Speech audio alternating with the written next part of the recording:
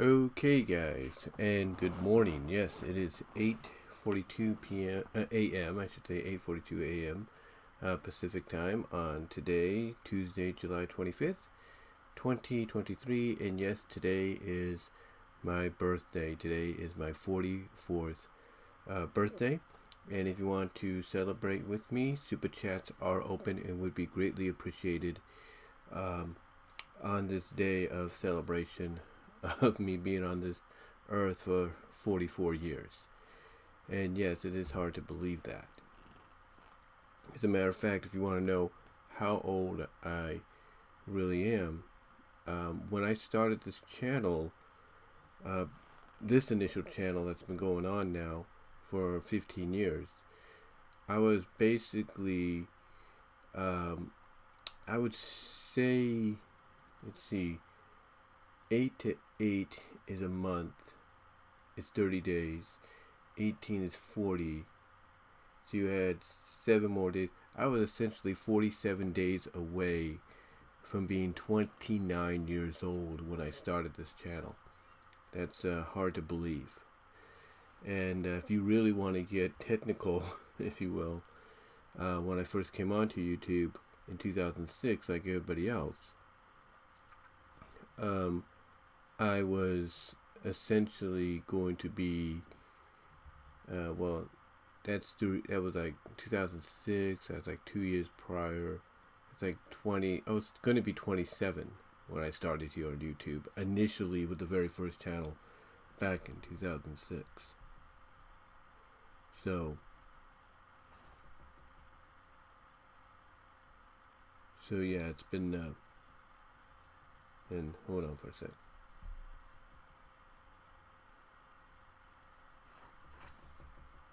But yeah, it's been quite a ride, and I don't know why. No, it's not saying any data or anything. Been quite a ride, if you will. And I want to just do this live stream a little bit to kind of help, like I said, help celebrate all that. And I will be kind of going in and out and everything while I do this.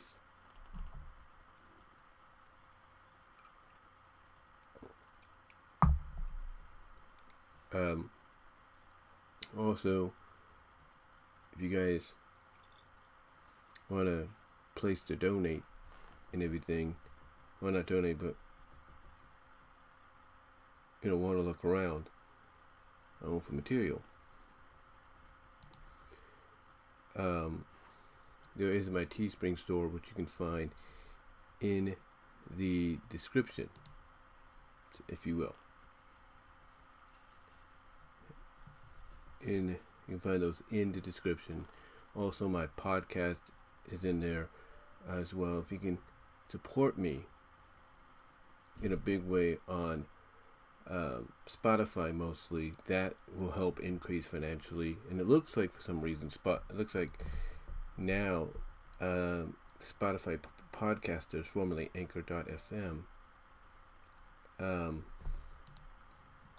is finally catching up on the finances, because it used to stall for a little bit and everything at a certain price range that you've earned, and now it's suddenly increasing. So I don't know what exactly is going on, but if you guys can get me to 100 followers on Spotify before this day is over, that will help me get the ambassador ad opened up as well. That helps out financially as well. So there's that. And also, like I said, just again, if you guys want to donate, monetize, super chats here and everything, or super thanks afterwards, it'd be greatly appreciated. Whatever you guys can donate would be great for this live stream.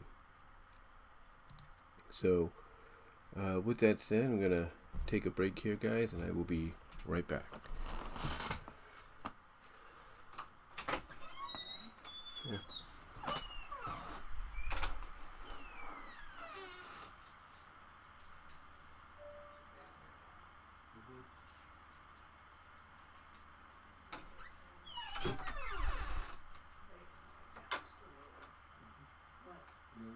What's the matter? Nothing.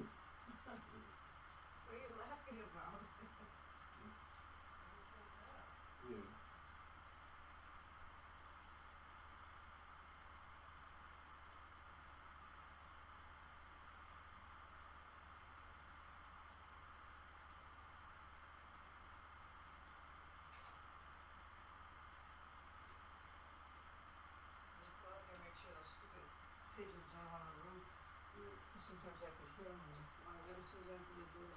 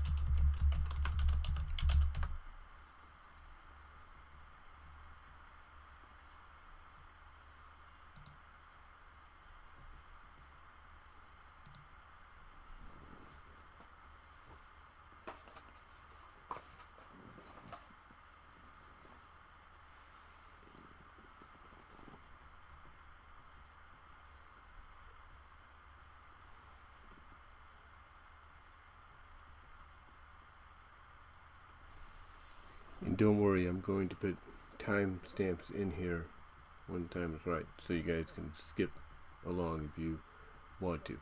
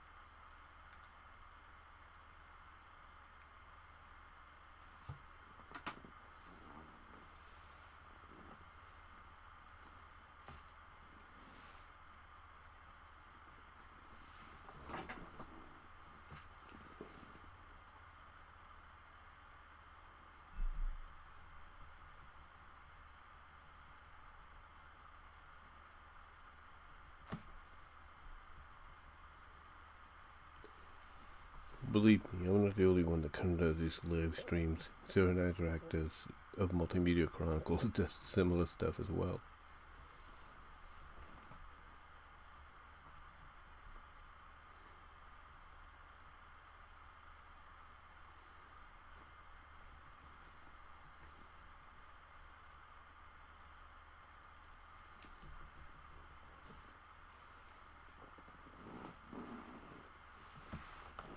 But while I'm at it, I will show you how I kind of get stuff put together in the morning after I wake up.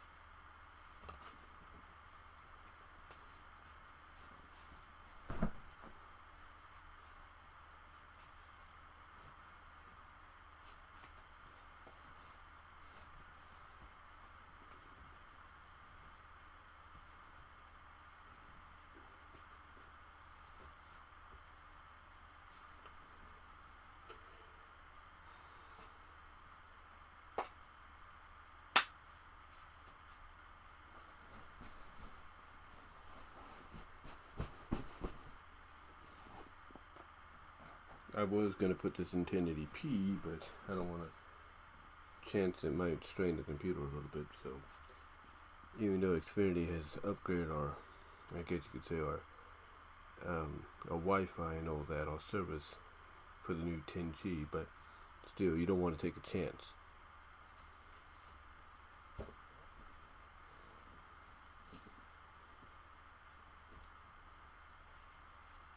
I might chance it one day, but not yet.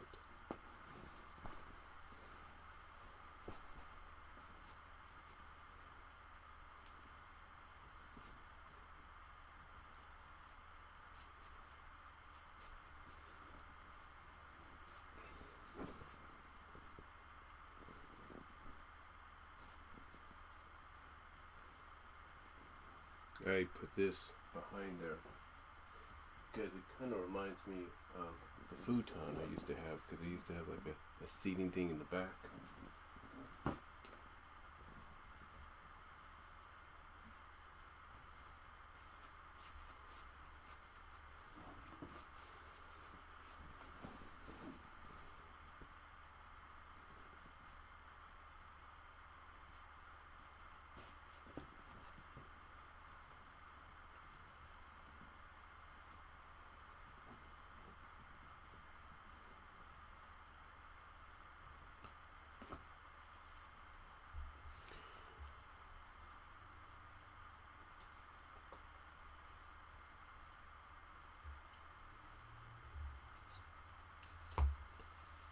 Now, who doesn't have plushies on their bed?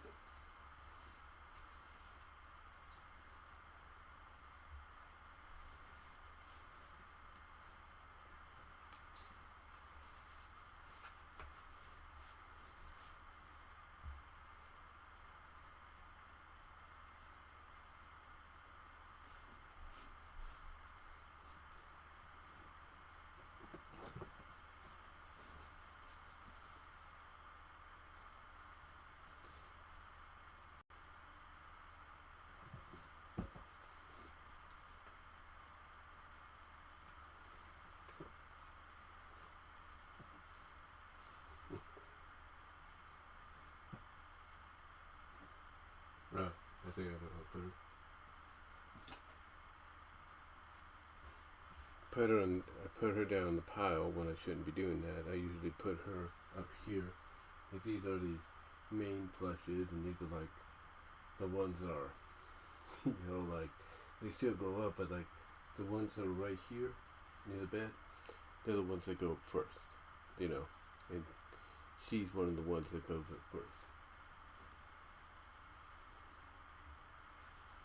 Now, another one that is a main one but has to go down here is this one that I got from the Fiesta. So,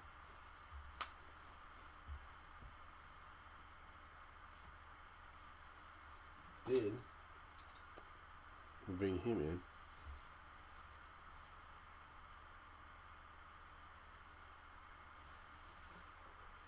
And then we have her go right next to him.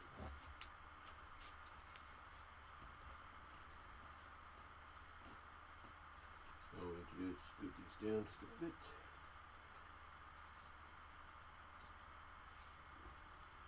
So we gotta make room for one more. That's the main one, but also like the big Amy one has to go on the ground as well, and that's this guy.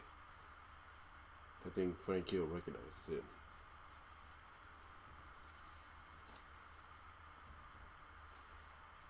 But we're not done. Next, we have Fluttershy, and we'll put her right here. And we'll take this big shadow, which I got thanks to my old second older sister's brother-in-law from a claw machine. We'll take this shadow and place it right next to her.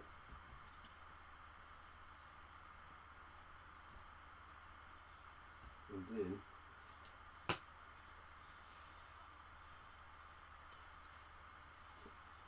we'll take Khalees here, which I got from Target when I was working there during Christmas, and she was the last one who leave it off, and we'll put her right here.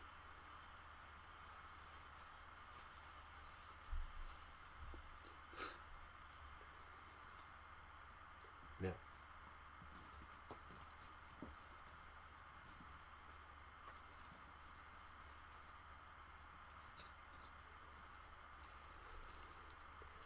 we're going to take these folks, and what I do is I put them right here next to Lola. And Lola, I got from eBay. I used to have the Lola plush back when I was in Kansas when they were promoting Space Jam, the first one, to Happy Meals. And I decided, I'm going to get her again. Kind of in tune with Space Jam, a new legacy. So after we're done with tails, though, I'll take the knuckles, and all of these were given to me by Frank Hill. And we're going to put knuckles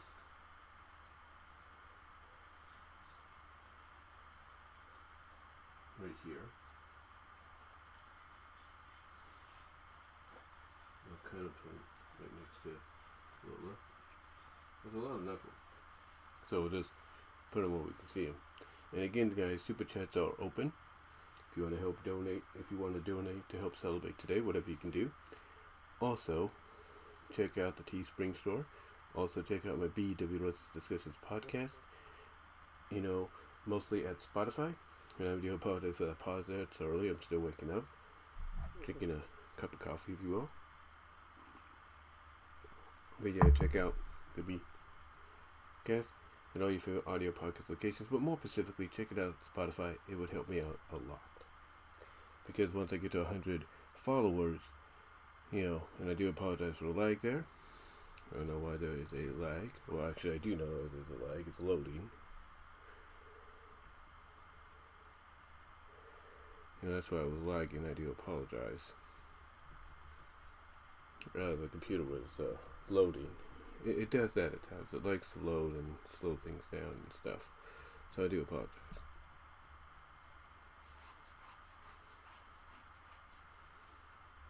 There we go. Yeah, I was loading. Every half hour it's got to do the location thing. It's got to pop that up, and then it just interrupts things, And then it does other things as well. So, again, I do apologize for the lag there. I was hoping to avoid that when I went from 1080 to just default 720. But anyway, what was I? Oh yeah, like I said, check me out at BWS Discussions, my podcast, more specifically at Spotify, because if I get to 100 followers, that opens up the ambassador ad. That helps me out in addition to the ads that are helping me out right now. Finally, after I guess they had to work out some bugs, because it was stuck at $1.91 for quite some time, and now it's just climbing up. So I don't know what happened. I don't know if it was a time frame or something. But now, next to the knuckles, we will put these two guys, Mighty and Ray.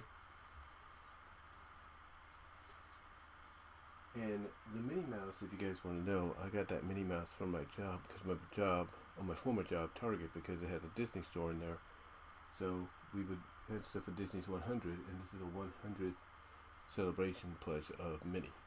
I was going to get Mickey, but couldn't do it then, but I could probably still do it down the line. But I know Disney has Disney stores, not just with Target, but they have them affiliated somewhat with Amazon.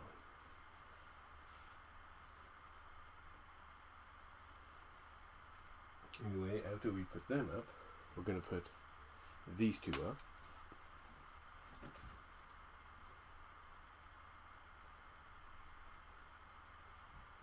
And after that, we're going to take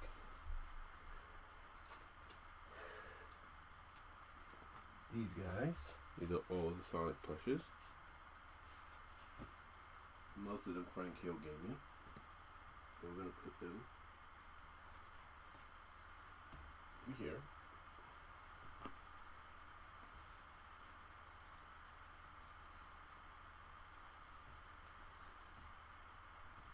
Fits them perfectly.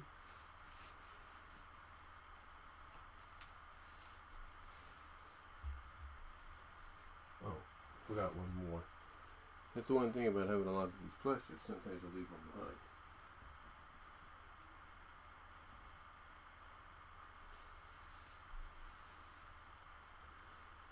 Now, next up, I'm going to take these.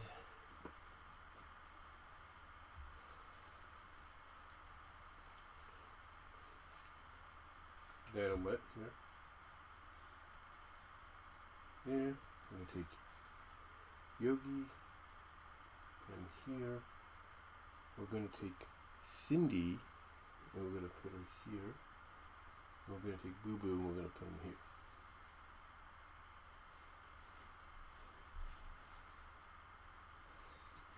And we got these guys, Mickeys, if you will, so we'll put them, we'll kind of space them out a little bit. Put the Mighty back up. Space them out a little bit. There.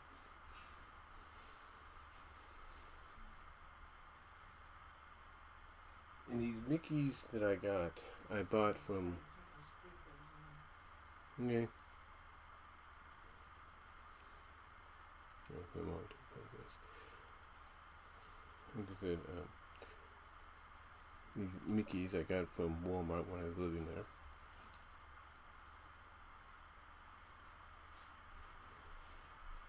That's the one thing about, when you're living with family, like your parents, they may not understand that you're live streaming in the interrupt, but hey, that's what happens with family, I mean, just ask just Alex. It happened to him one time, or several times.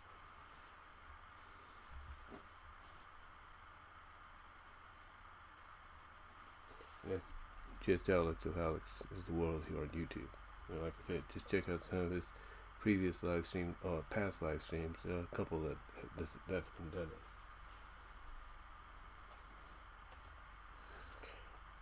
And if it's not that, it's also animals. Like JD was doing his dual podcast for his post Dynamite podcast with Jesse, Chinatown Mark, and his cat walked right into the picture. So yeah, you're gonna get interruptions and distractions, and sometimes it's because, well, if it's animals, they don't know any better, or they do if you train them.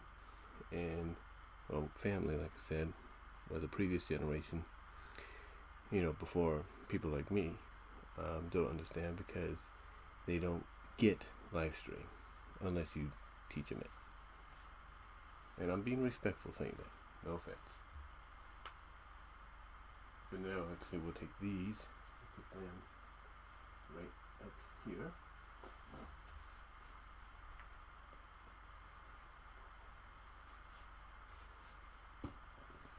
Then what we do is we're going to take the two princesses, put them here.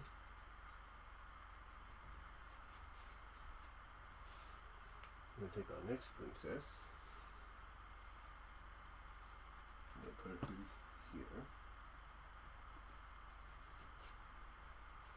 Take good old Twilight, which I bought at Target before I even worked there. Put her right next to her sister-in-law.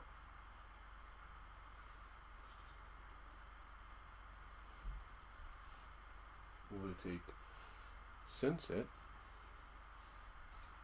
put it right behind Twilight.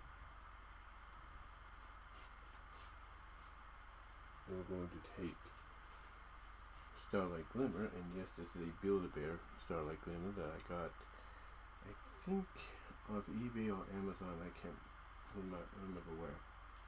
But it is a Build-A-Bear, and if you want to know more, if you don't believe me, come on, so you tag here. There's the tag. And I try to keep our hair kind of similar to like in the show a little bit, not much, but a little. So we'll put it right there.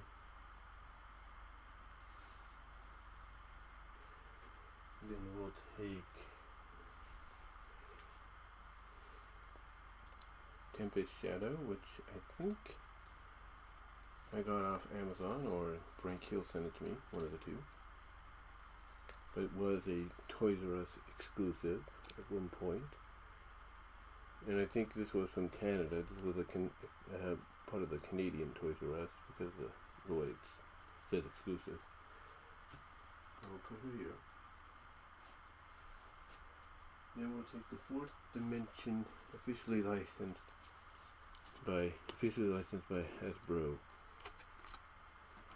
Rarity. Put her right here. And we'll take Twilight here, which was a Walmart exclusive. And we'll put her right here. If she doesn't fall down, that is. We'll take this little one, which came with one of the gift sets. Put it right in between Twilight and Rarity.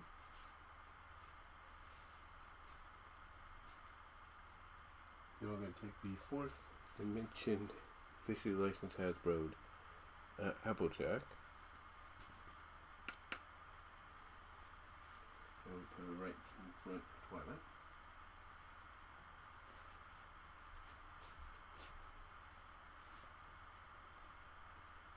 I'm going to take the Walmart exclusive Rainbow Dash, and the mini Rainbow Dash that came with, I think, one of the Easter gift sets. I'll put her right in front of Applejack. I'll put the little Applejack, right there. Then, Hey Brian, what? check my account. I don't know if it'll say anything said it's canceled. Always check it. All right. Just in case, because that way I won't have to call them. But just check it, please. Yeah. I want to make sure that's the number that I'm supposed to call. I'm not gonna call them right this minute. Yeah.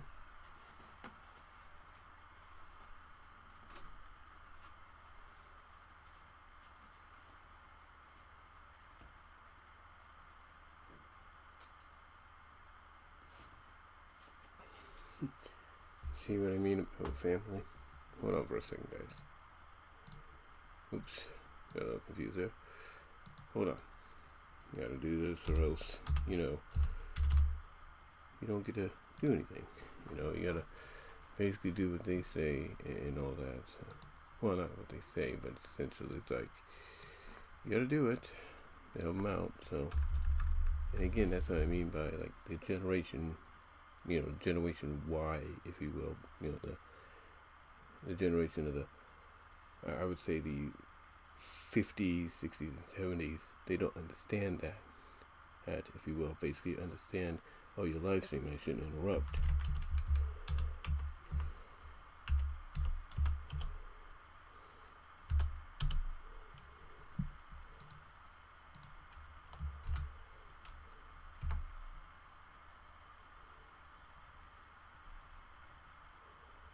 And I be right back, guys. Gotta check something. Gotta get a code from her email. Hold on.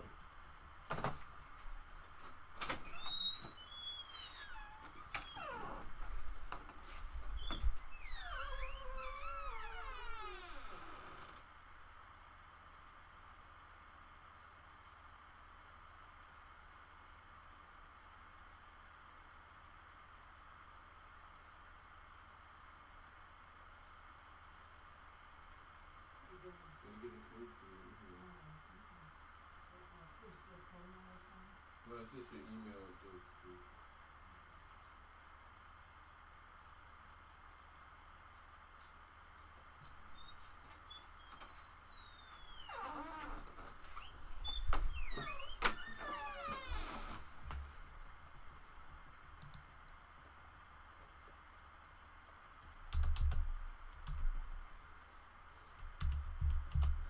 Oh, that's that's 3 numbers they gave her.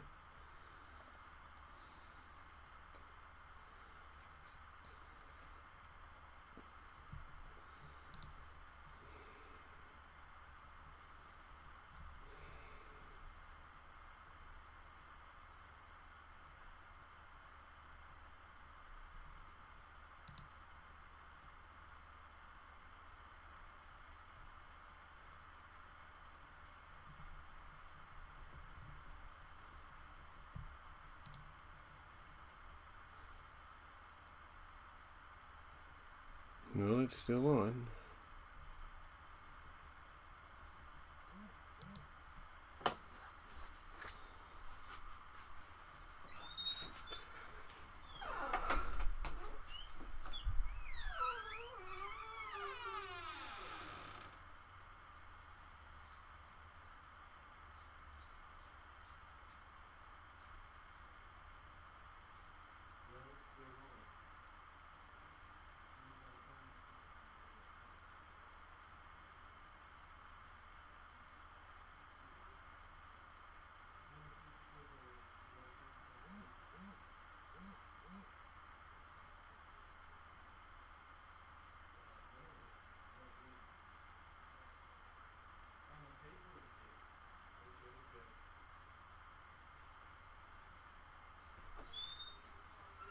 Yeah.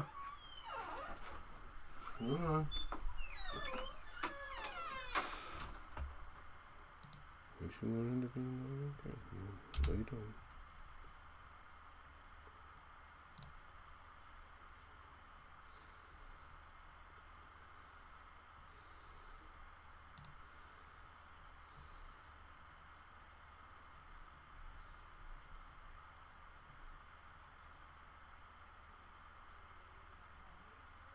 Yeah.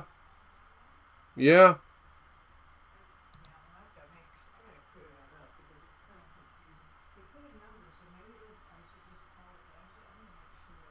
Yeah.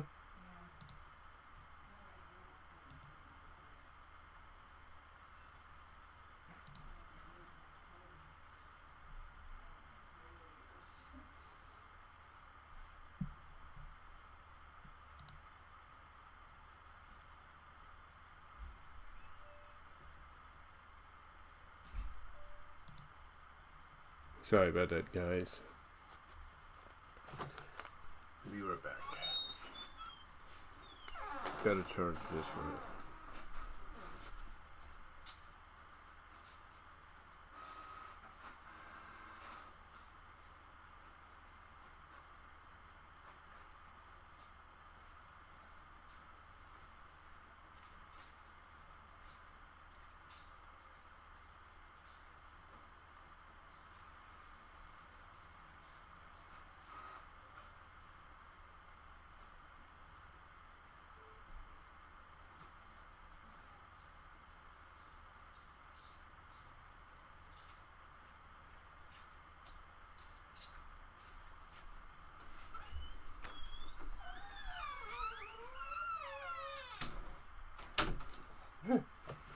Fun, isn't it?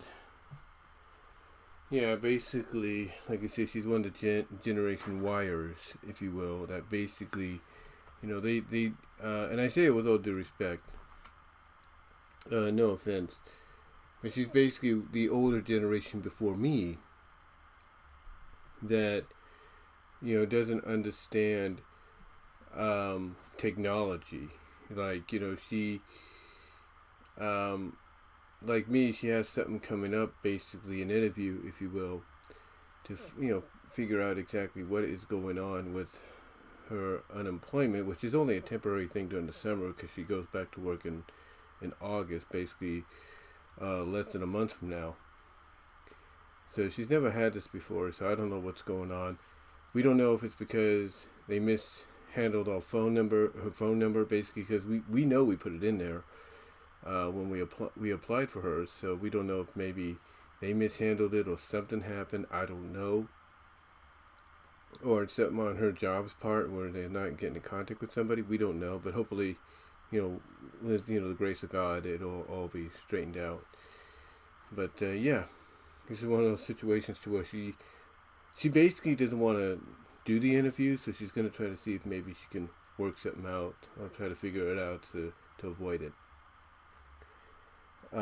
Anyway,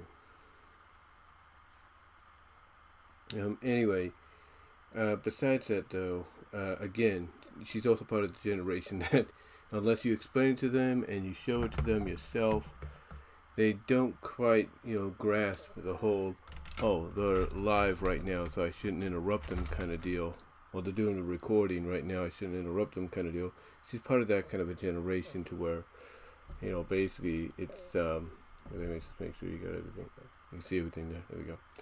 To basically, you know, she's, you know, she doesn't grasp it unless you tell her that, unless you explain it to her in ways that she can understand. Like, you know, I'm sure you have family and older members of your family that of her generation that need explanation, and once you explain it to them in the best way you can, that's when they'll understand. Okay, you're probably like, okay, we get it now. And everything, but it's all right. I mean, everybody's to, you know, basically everybody is each to their own, if you will. Everybody's each to their own when it comes to things. I mean, a lot of people, like my mom, want things back to the old-fashioned way.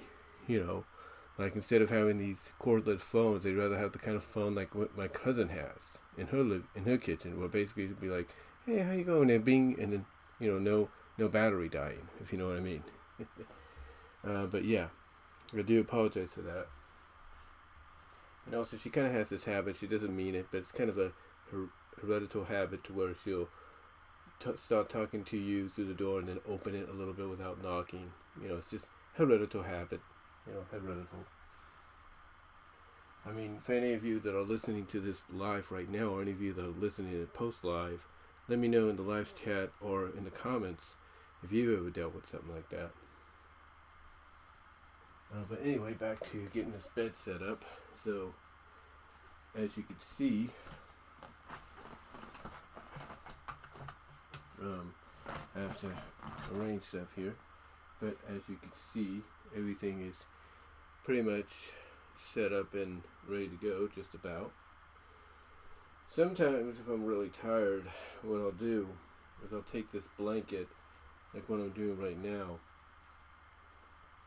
and I'll fold it up like so, as best as I can, kind of fold it up like so, and everything.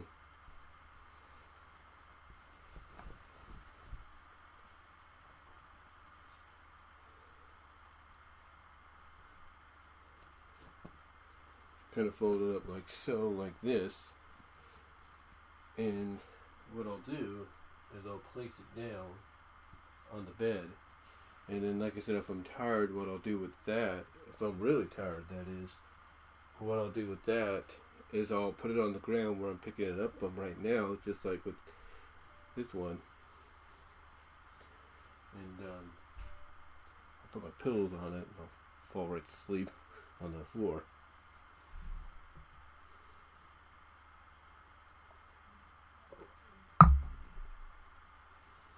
So, and last but not least, got these things you put on the side, little pants to do whatever.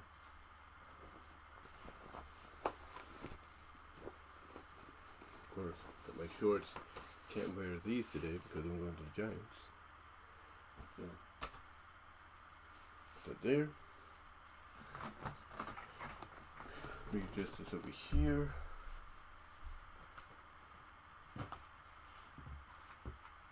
Oh my.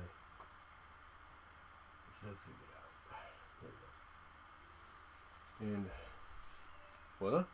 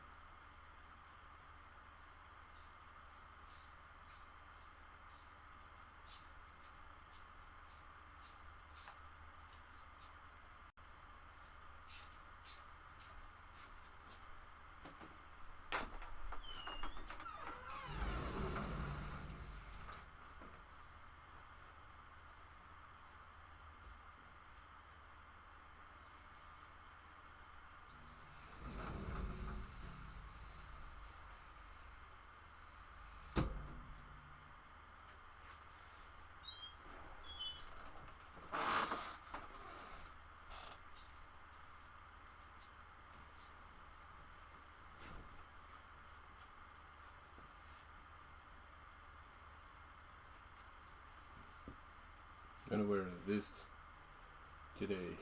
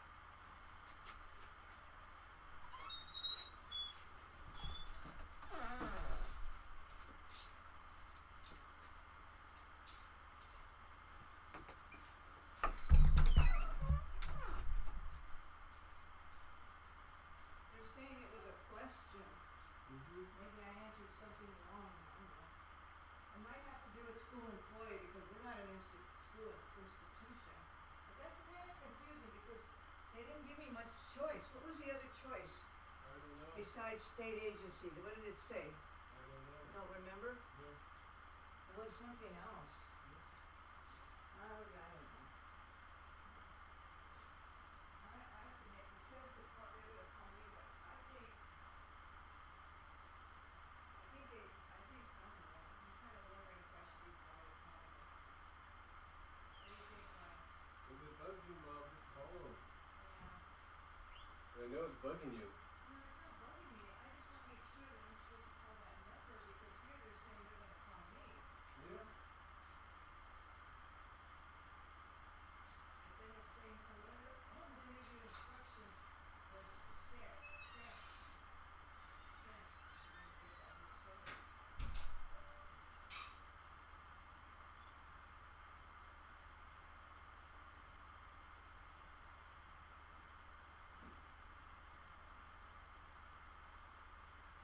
Sometimes they get so busy that they don't even look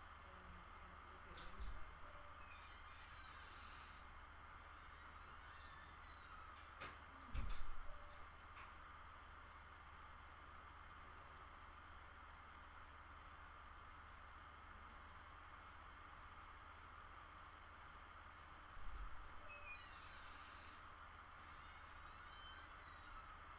anything.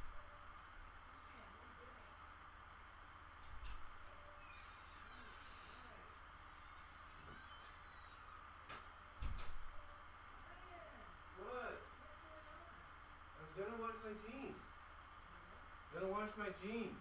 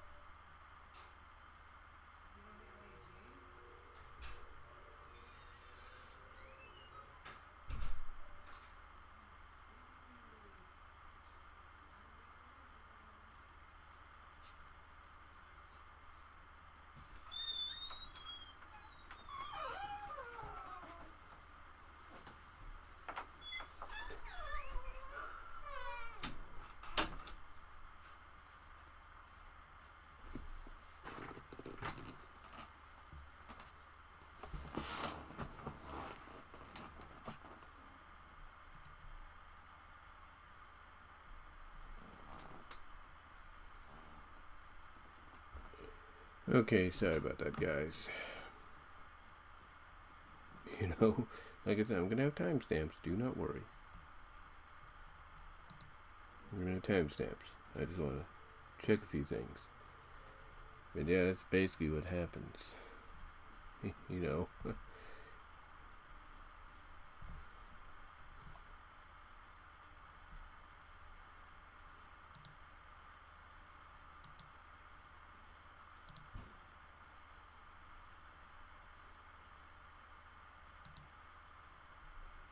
Let's see here. Checking my Facebook.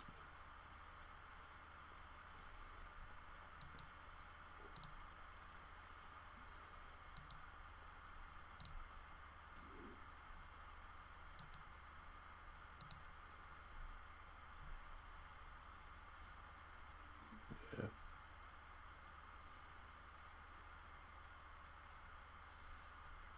Yeah, that's probably what I did last night.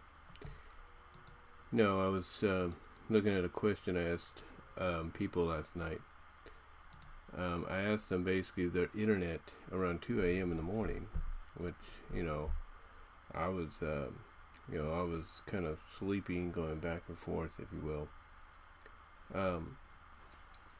You know, I asked them basically their internet,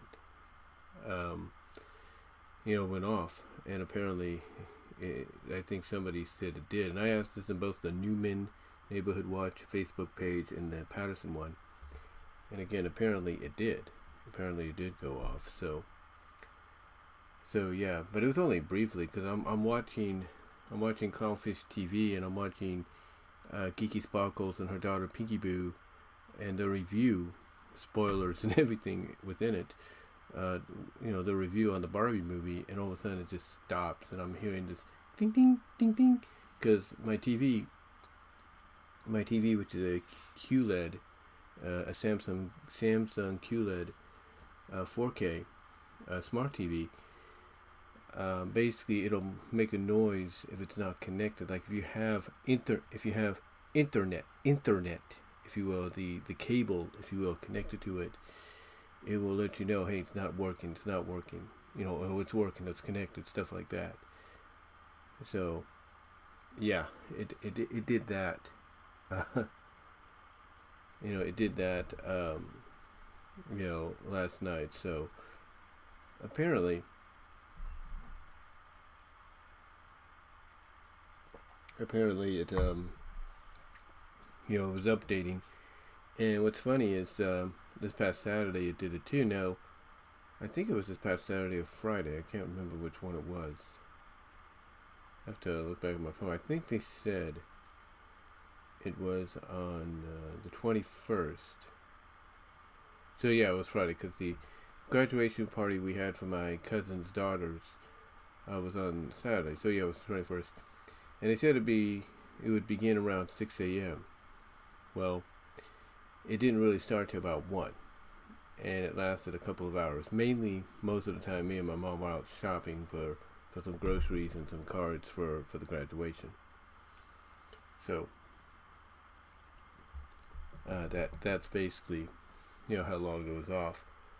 And what's funny is that when I got that text, I just went online onto the Neighborhood Watch and the Patterson Watch, and I said, hey, I just got this message, just letting you know there's going to be an outage beginning around 6 a.m. tomorrow, which was Friday. I told them this on Thursday. I said, hey, I've got a message that says there's going to be an outage beginning around 6 and everything.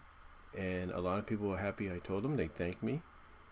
And and some people were wondering, well, how, and some people were questioning, like, well, how can that be? How is that going to affect us? And I said, well, it's going to probably be various parts of Newman, because that's what it was the last time. And this update's like 2 weeks after the last one.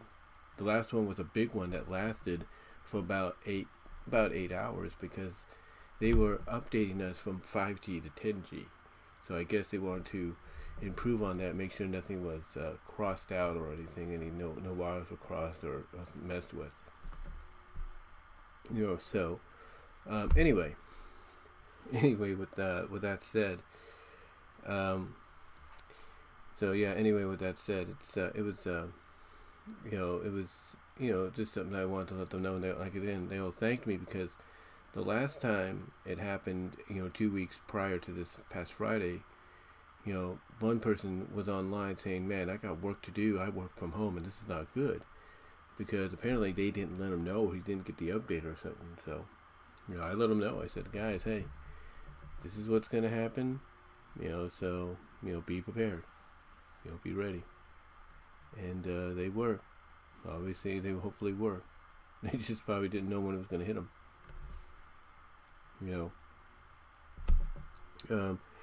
Anyway, though, with that said, again, timestamps are going to be added. Timestamps are going to be added here. So, we're going to go over here.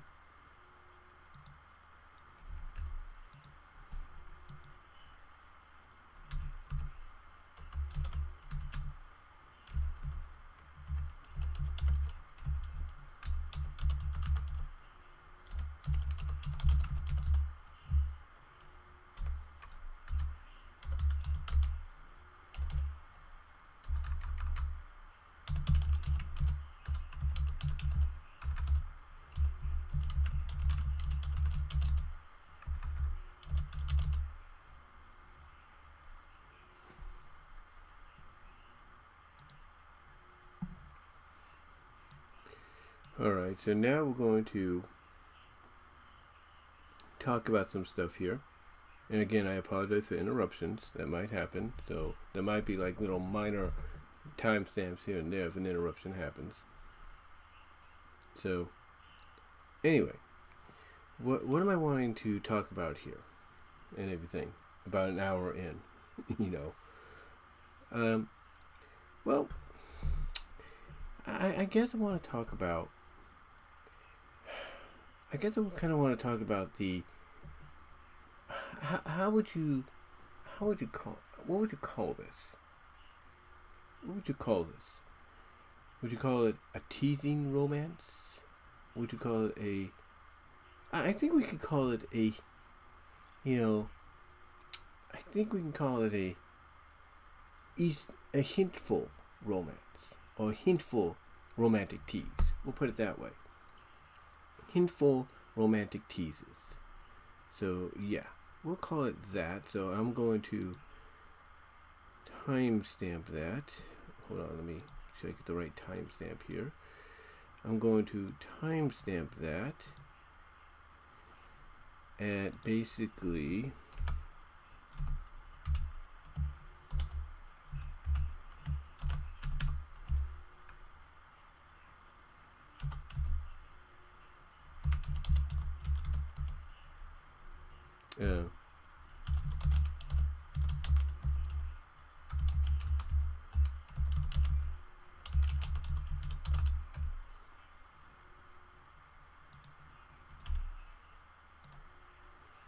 I'm going to try to do that.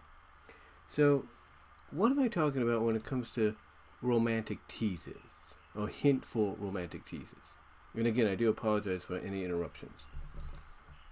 Well, let's look at some pictures I want to add on here if I can.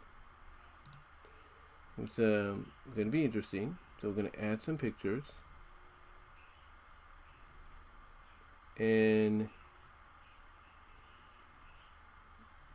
so we're going to go with this one first. And I know people kind of find this one a little like, why would you keep pushing this and all that? Well, to me, it's like I've said before, the whole Cubby and Sunny deal falls under the same category as Nala and Simba from The Lion King, believe it or not. You know, it falls into that same category mainly because of the fact,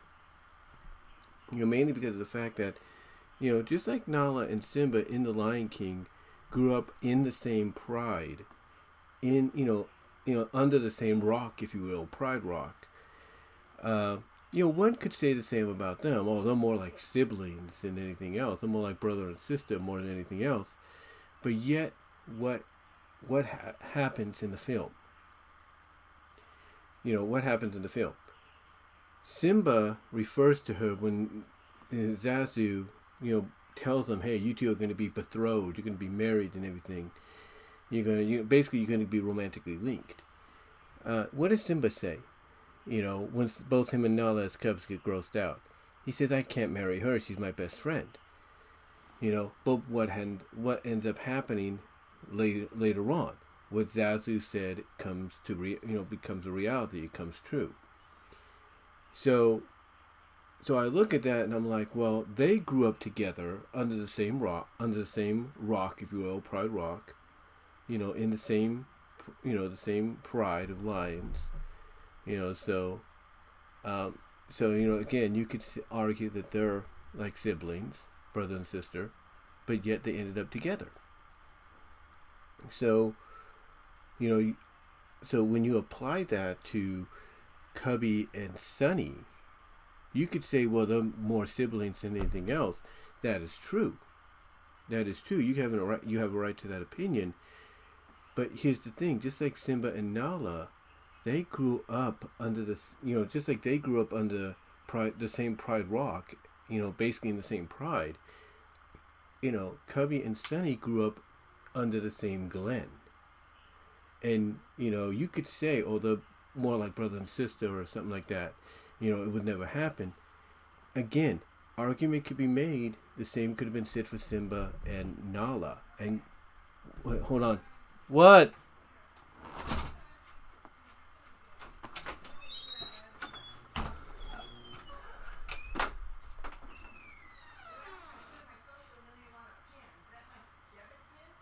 I don't know.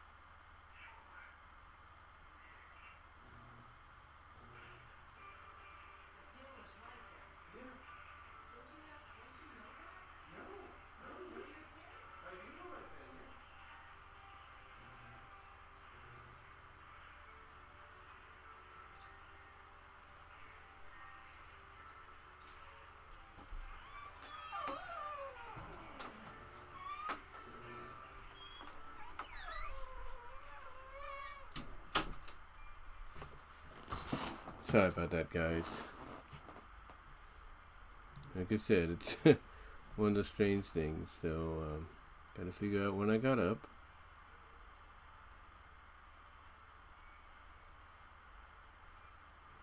So,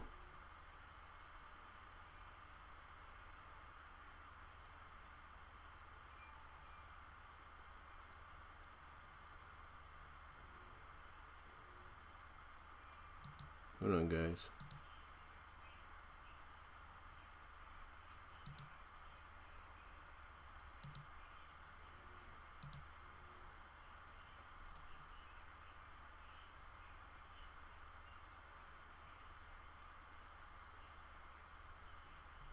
Hold on, guys. Just checking something here.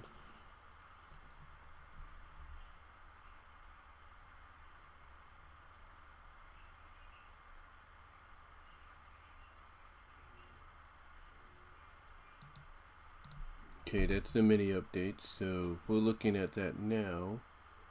When I got up.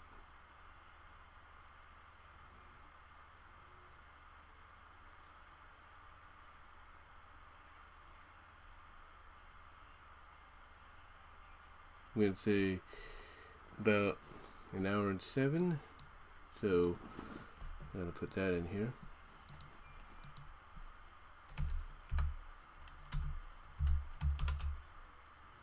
I would say, I'll just say about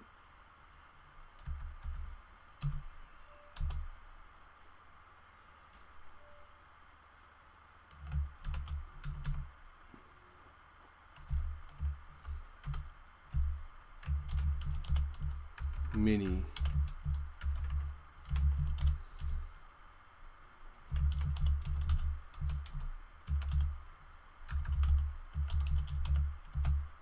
interruption, put it that way.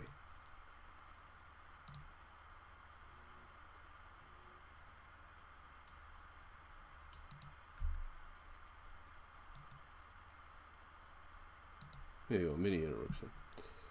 So again, I'll probably correct that later, but I do apologize for that, guys.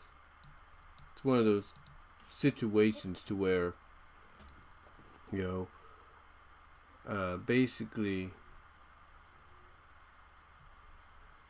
you just got to deal with what the cards were dealt with you. But anyway, getting back to what I was talking about. Here. You know, you look at Kobe and Sonny, and you say to yourself, you know, I not say to yourself, but what was I? Oh yeah, you know, you look at Kobe and Sonny, and you know, you wonder exactly what I mean by the fact that, you know, they follow under that same kind of logic. And again, it's mainly because of the fact that, you know, basically, long story short, again, just like with Simba and Nala, you know, you could say, well, they're more like brother and sister, but yet they fell in love. And they were under the same pride. They were under the same pride rock, you know, if you will. The same could be said for Cubby and Sonny. You know, you could say, oh, they can't fall in love. They're like brother and sister. You know, they were raised by the same gummies under the same gland, and that is true. But again, where's the argument? Where's the, where's the lies? You know, where's the difference, if you will? There is no difference. You know, there is no difference, you know, whatsoever, in my opinion. So, the way I look at it, you know, it is possible for them to fall in love. And I think, you know, this image you see here is from the episode of Gummy in a Gilded Cage. To me, that's just a hint of that's just a hint, in my opinion, that not only are they close, obviously, you know, not only are they close, but there could be more to it down the line if, you know, they age them up. So I definitely still stick by that, especially if you look at that Simba Nala logic from Lion King. Well, that kind of makes sense, despite what people may think. You know, to me, I can think you apply that logic to Cubby and Sonny, and it works. It definitely works, in my opinion. Now, another Disney, romance tease, if you will, in my opinion, and I think this was probably more heavily teased.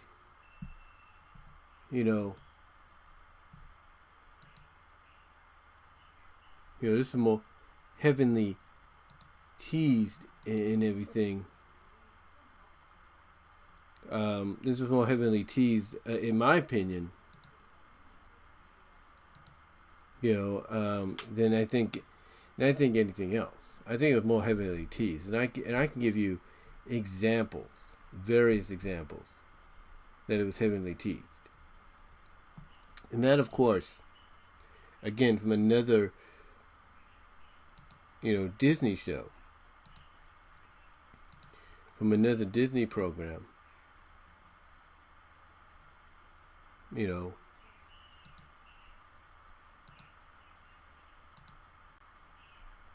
oops, hold on. I don't want to do that. I don't know why I did that. Get back. Get off of that. There we go. So this is the other tease. You probably just saw it pop up big time. This is the other tease I'm talking about. Right here. This is Gadget and Dale. And to me, Gadget and Dale, more so than Cubby and Sunny, was teased a lot in Rescue Rangers. And you can say, oh, well, that doesn't mean anything. That doesn't prove anything. And you might be right, and I do apologize for any lag right now. Apparently, YouTube is not receiving enough video to maintain smooth streaming. So, I do apologize for that. I wonder if it's loading right now. It's not. It's probably just the internet. So, I do apologize for that, guys. But anyway, like I said, you look at Dale and Gadget, and to me, that was more heavily teased in Rescue Rangers from a romantic standpoint than anything else. Basically.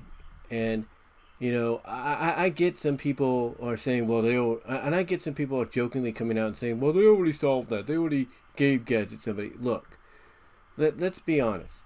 What that was a parody. Kind of a very Roger Rabbit, behind the scenes, behind the music kind of stuff with that movie. Basically that's more based on, if the characters were real life actors, being, themselves, or being characterizations of themselves in the show. Basically, that was a play on the fact that the show was a show. But if you take that concept away, and you look at it primarily as the show, and everything that we're all used to, then obviously you could definitely agree that there was a lot of Dale and Gadget in there. I mean, this image is from Carpet Snaggers, one of the first episodes out there. And then before that, you had Catteries Not Included, where both Dale and Chip were trying to get Gadget's affection and all that, get her in the mood. Dale, of course, kind of like beat Chip to it. Chip came close, but Dale beat her to it. And then what happens? He ends up kissing her on the arm, almost on the lips, if you will. Let's be honest. And then what does Gadget do in Double O Chipmunk? I mean, honestly, what does she do? Huh? And I think AC Racebest's wife, Toodles, a.k.a. Sarah, who's a Dale Gadget shipper as well, knows what Gadget did in Double O Chipmunk. She dressed up for him. She went all the way. She went all the way. And then, honestly, you have RoboCat. You have RoboCat and everything. You have the little moments in Whether or Not. You have them kind of like being lazy and acting like all nonchalant, basically. In the, what is it, that, that episode with that Nemo, like, fish, if you will. You have that. You have, you have that, and, you have her embracing Dale really tightly and everything. You know, at the end of Song of the Nightingale, you have her doing that when the real Dale gets revealed. You know, at the end of Dale beside himself, and then even sweet talking who she thinks is Dale before that, and everything. It's like, come on, Disney knew what they were doing, and you count how many times that, you know, all these moments happened, and they were more than Chip and her. Let's be honest, more than Chip and her. I mean, heck, they even put in a secret moment, and I call it a secret pro and D&G moment, where in a wolf in sheep's clothing, you have Gadget, you know, after she's done rewiring the metamorphosizer device, it does a little bit of a short circuit after she says, you know, after she says the line, actually the circuits were kind of simple, something like that. You know, what happens? It does a little short circuit, and she jumps back, and whose arm she jumps into? Dale's. The point that I'm getting at is, you can come out and, you know, you can come out and say, well, you know, they were pushing more towards Chip and Gadget because they gave Dale Foxglove. I'm not denying that. Even the Boom Studios comic kind of continued that. But it's like I said in the video where I was talking about Of Mice and Mayhem. You know, obviously Of Mice and Mayhem by Chris Fisher inspired Ian Brill, who was the main writer on that 8 issues limited series, to include Foxglove in as Dale's on and off girlfriend. You know, obviously there was inspiration. We could see that. You know, we could see that without a shadow of a doubt. We could see that. The point is, though, what I'm getting at. You know, the point that what I'm getting at, you know, and everything is, if you take that out of the equation, if you don't, you know, add that to the equation, but take it out, and you focus mainly on what the animation was going to be, obviously all signs were pointing towards Dale and Gadget, in my opinion, because of the fact that there was more moments. The more moments that were in there, in my opinion, pointed, more so than Chip and Gadget, pointed towards Dale and Gadget. You know, that's my opinion. That is my honest opinion, and I don't think anybody could deny that. I don't think anybody could.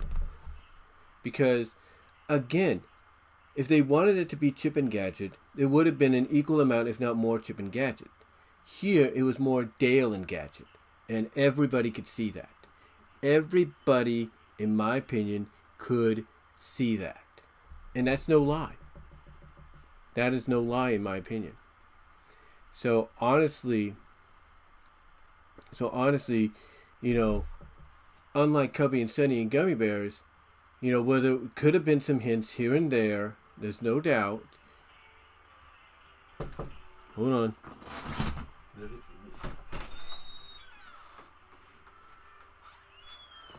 Hold on. Minute 25, 22. Yeah.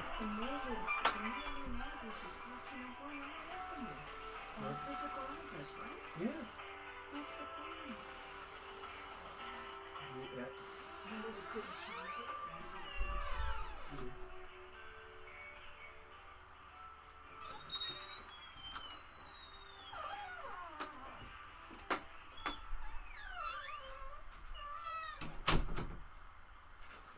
Sorry about that. But apparently my mom figured out what the problem was. Had a little bit of a mini interruption there. So, again, I just figured that out later. But like I said, you know, basically, long story short, again, there are more hints in Rescue Rangers of a Dale and Gadget relationship than a Chip and Gadget one, and more hints than Cubby and Sunny. But again, like I said, there were moments in there to where you could kind of see if they continued Gummy Bears and everything, and they aged the characters up, then just like Simba and Nala in The Lion King, which did come out years later, there's no doubt they would have gone with Cubby and Sunny. Now I know people are saying, well, it would have made more sense for Barbic and Sunny. They were hinting at that. Or Gusto and Sunny. They were building to that. And I'm not denying that. I'm not saying that's not true. But what I'm saying though, is the way Disney works in these kind of environments, even before Lion King, it's obvious that that would have been the direction they would have gone in. There's no doubt, in my opinion, they would have gone in that direction. No doubt, whatsoever. And people can deny it all they want. That's fine. You can deny it all you want, but let's be honest. That probably would have happened. Probably would have happened. And the same with Dale and Gadget.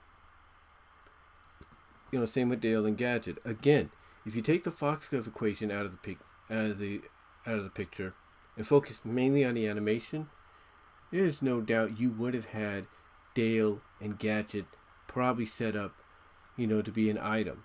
Again, we all know Rescue Rangers was going to probably get a movie if Treasure of the Lost Lamp didn't, die out. And now my computer's back to excellent condition again, or at least the live stream is. So I do apologize for that. But like I said, the Rescue Rangers originally was supposed to be one of the Disney afternoon shows that was going to get a theatrical film back in the early 90s if Treasure of the Lost Lamp would have succeeded.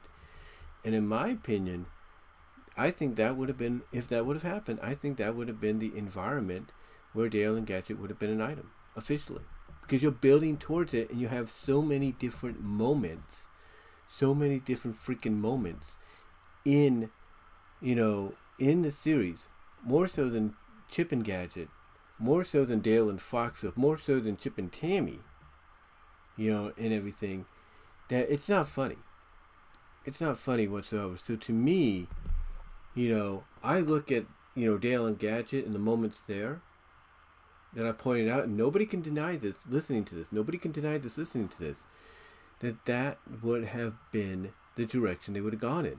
And nobody can deny if you use the Nala Simba logic, from Lion King and apply it to Cubby and Sunny at Gummy Bears, I don't think there's no denying that that's what they would have done too. But you know what? They aren't the only romance that got hinted at in any other show, or even heavily hinted at and teased. And I think a lot of people know where I'm going with this next one. Because, let's be honest, I don't think anybody could deny it whatsoever that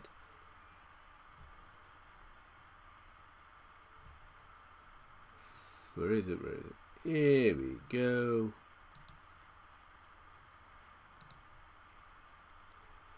Again, deny that, yeah, pretty much all the MLP staff had to do was just basically, just come out and say, yeah, they're an item. We just can't go any further than that. And of course, I'm talking about Spike and Rarity. And I know people have the difference of opinion on it, and that's fine. You want to, feel the way you do about it, like, hey, they shouldn't be, that's fine. Feel the way you want to feel. But the point is, why for 9 seasons, movie and a Christmas special, added in, where even in the Christmas special, this was a main focus. Why, do so much with it? I mean, yes, as I've mentioned before, you put a cooling off period on this for a while. You did. There's no doubt, for a couple of seasons. But even in those couple of seasons of cooling off, you had those moments. The point I'm getting at is, why drive it home so hard? Why go this route so frickin' hard, if you will, if you weren't hinting at the fact that there was something between them more than friendship? Because honestly, there was. And we all know that. We all know that for a fact. Anybody listening to this right now, live, as I'm speaking, or post live later on, everybody knows that's a fact.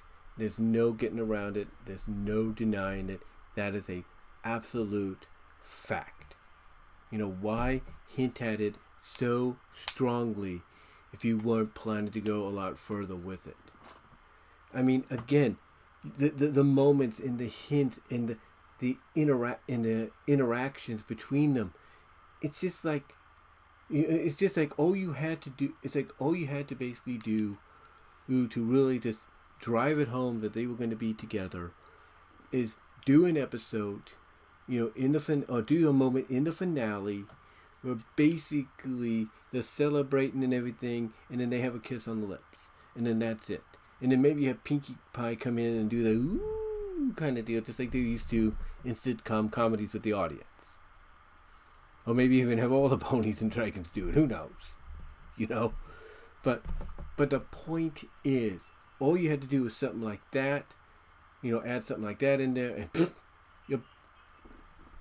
and but pretty much, that's, outside of that, I should say, pretty much you're just straight out saying these two were an item. These two were romantically linked. You just couldn't do, anything. And I do apologize for a little distractions, a little spacing, if you will. Like I said, my mom is going back and forth right now, so it's a little distracting at times, so I do apologize. It's one of those kind of live streams. But the point that I'm getting, but again, like I said, the point I'm getting at is all you had to do, if you were the creators, is add that little scene during a celebration in the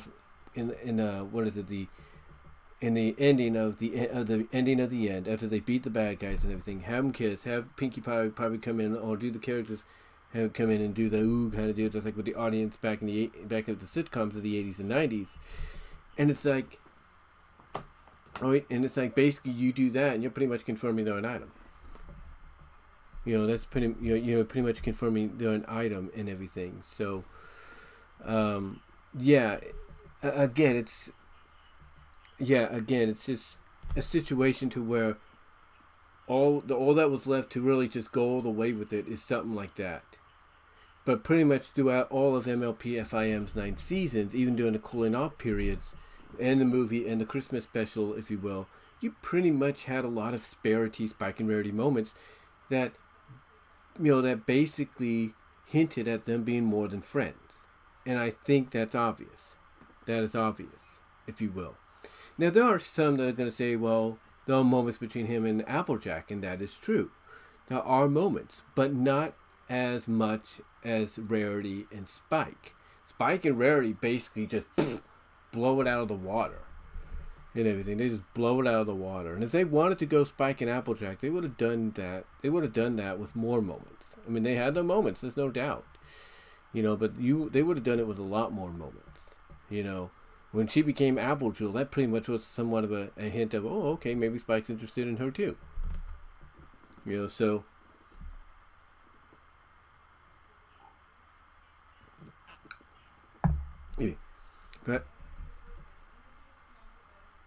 But anyway, outside of that, again, that's just another strong hint in everything of what could have been. Another strong hint of what could have been an official romance, within the show. Again, just like with Rescue Angels and Dale and Gadget, Gummy Bears with a potential Cubby and Sunny, it's like, come on, seriously. You cannot deny what would have been, or what was hinted at. But that's just my thoughts. So I'll be right back, guys, in a moment, because I know my mom's going to come interrupt in a moment. So I'll talk to you in a moment. Be right back.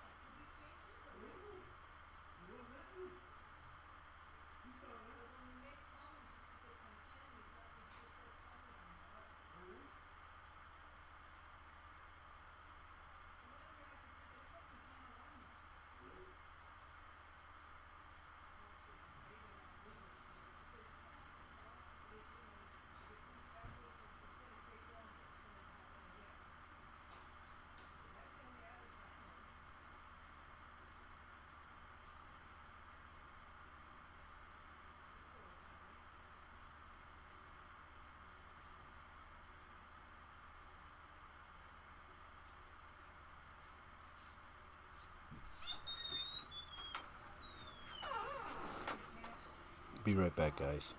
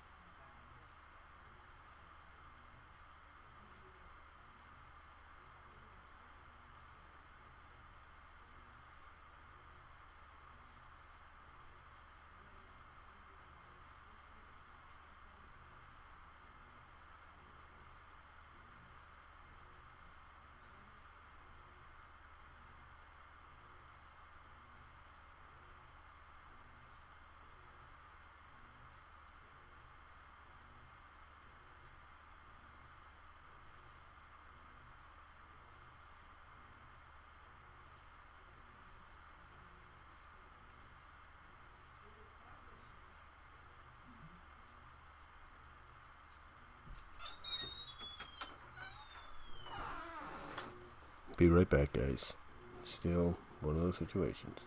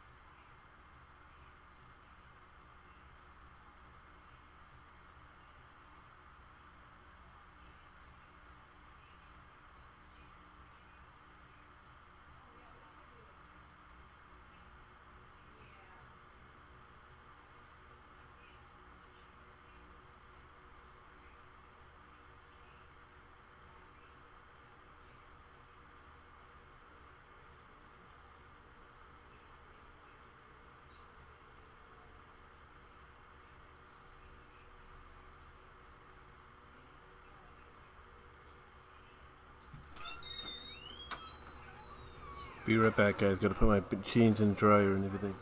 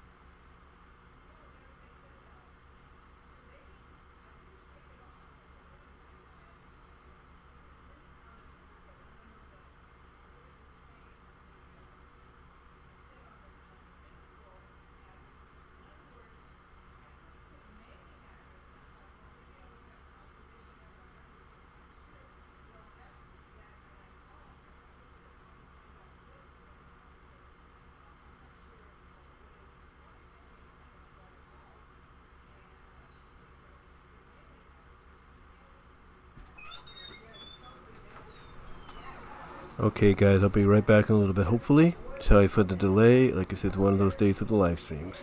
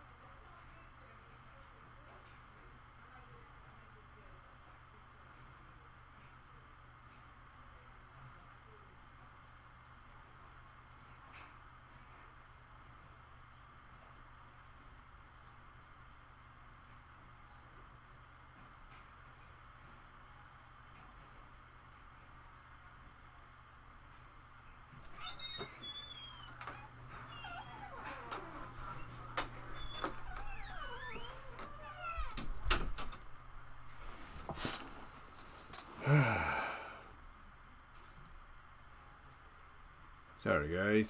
What are you gonna do? You know?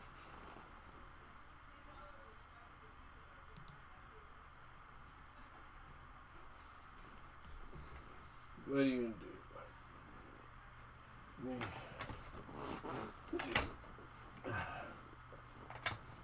Take over here.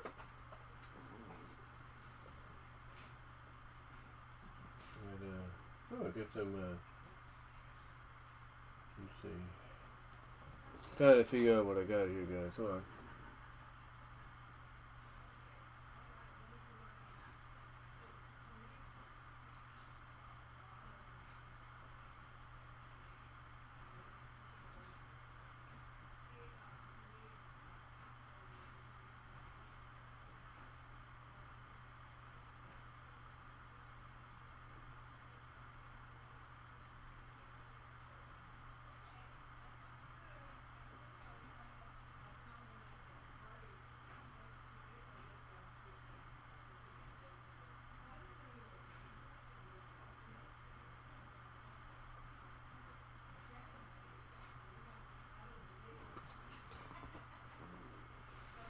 Just got some birthday wishes text-wise from my aunts.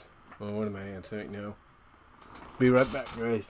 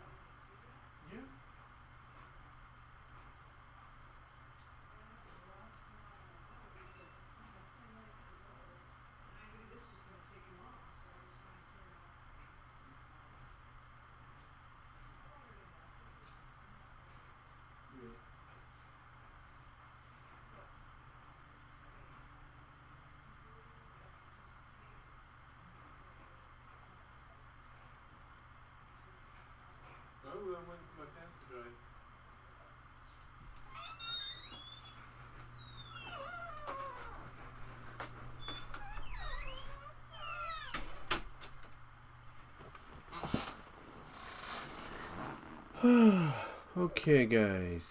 Next time I'm gonna have to time this.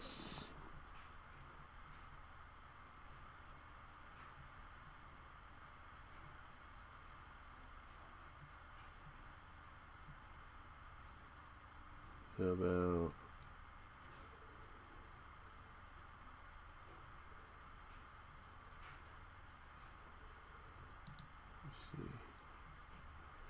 yeah, about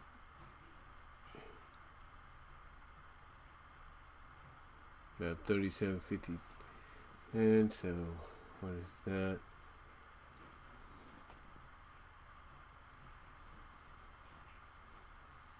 Let's see, 14 to 2 is 14. 54 is 20, so 44. Let's see. 14 into 2 is 14. Into 54 is 20. 44 is 30. So you're looking at about an hour and 37, I would assume.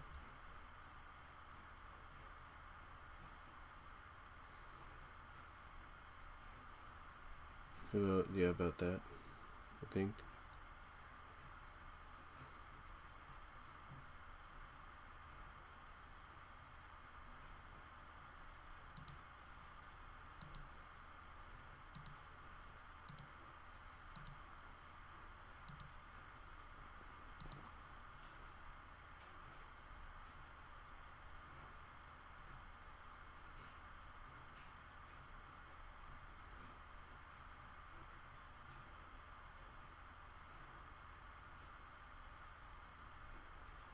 You have to time it when I'm done. But yeah, now that we're done with talking about that,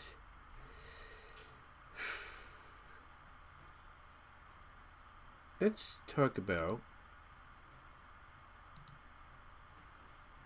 I'm gonna take these out for a second.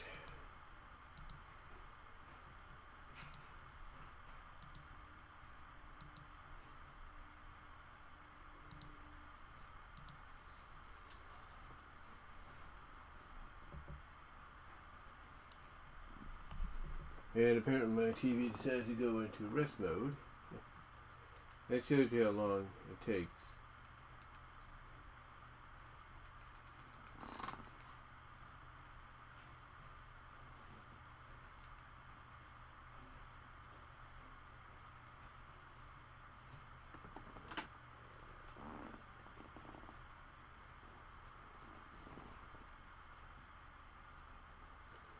So let's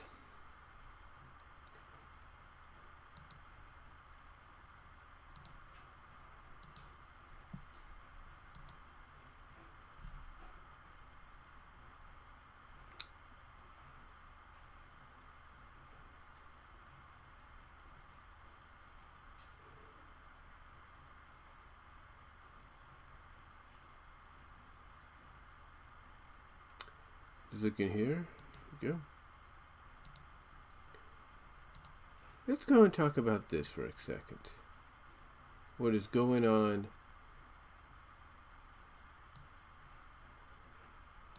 with SAG and I can find it here.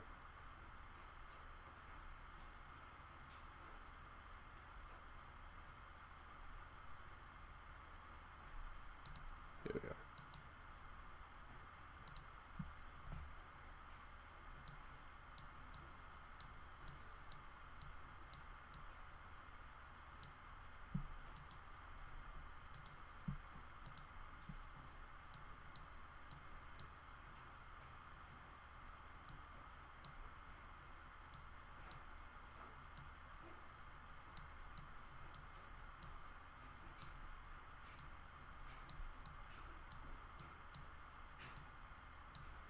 Try to shrink this a little bit. It's a big image.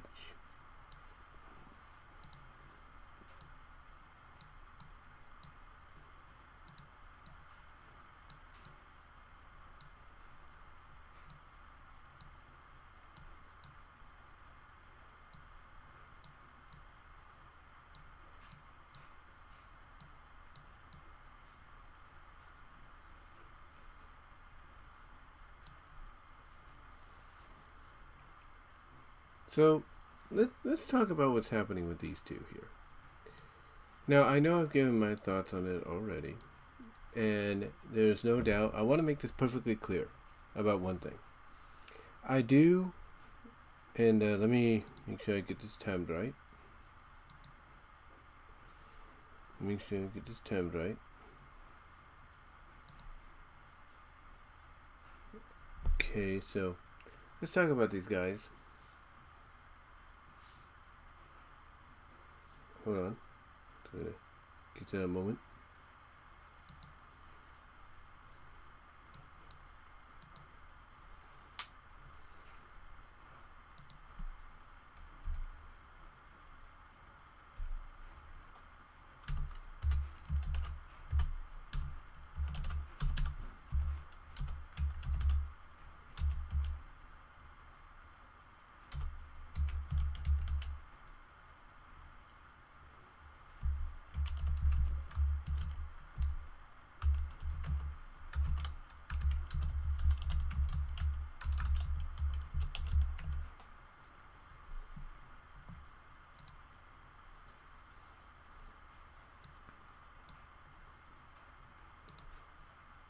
So let's talk about these two things that's going on simultaneously: the writers and SAG-AFTRA. And in fact, I gotta switch that over. Hold on. AFTAR. Okay.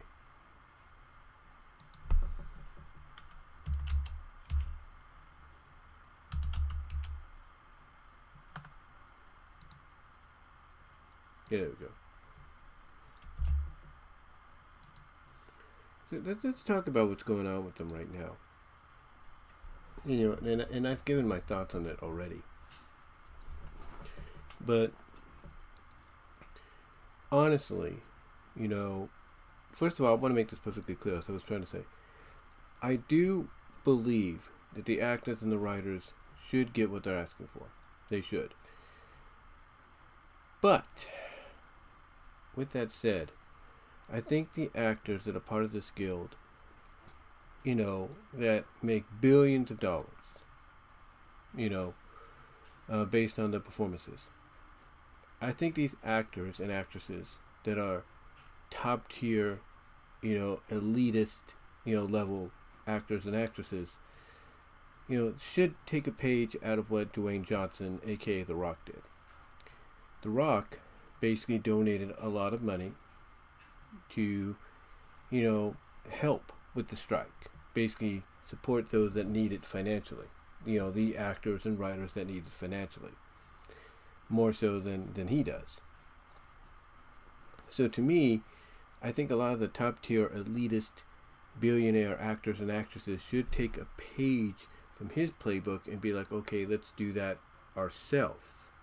That way you show support for your fellow actors and actresses, and you kind of show that, okay, we're willing to take, you know, a pay cut, you know, a financial cut in our daily living to support our fellow team. That's what they should do, in my honest opinion. That is what, you know, they should honestly do. And by doing so, you know, it might become a situation to where, when you think about it, it might be in the favor of all sides. For example, you know, the studios, they want to work with them, but they can't afford to give them what they want, or so they say.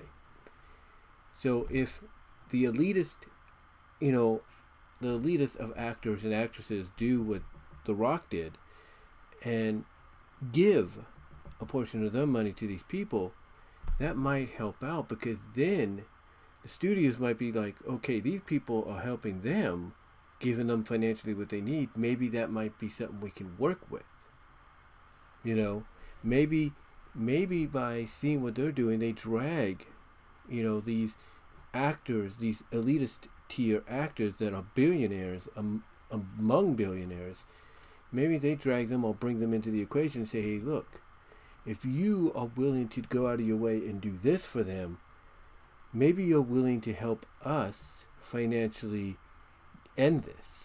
Maybe they come up with something. Maybe these elitist, actors and actresses that make billions of dollars, maybe they, agree, okay, we'll take a pay cut too.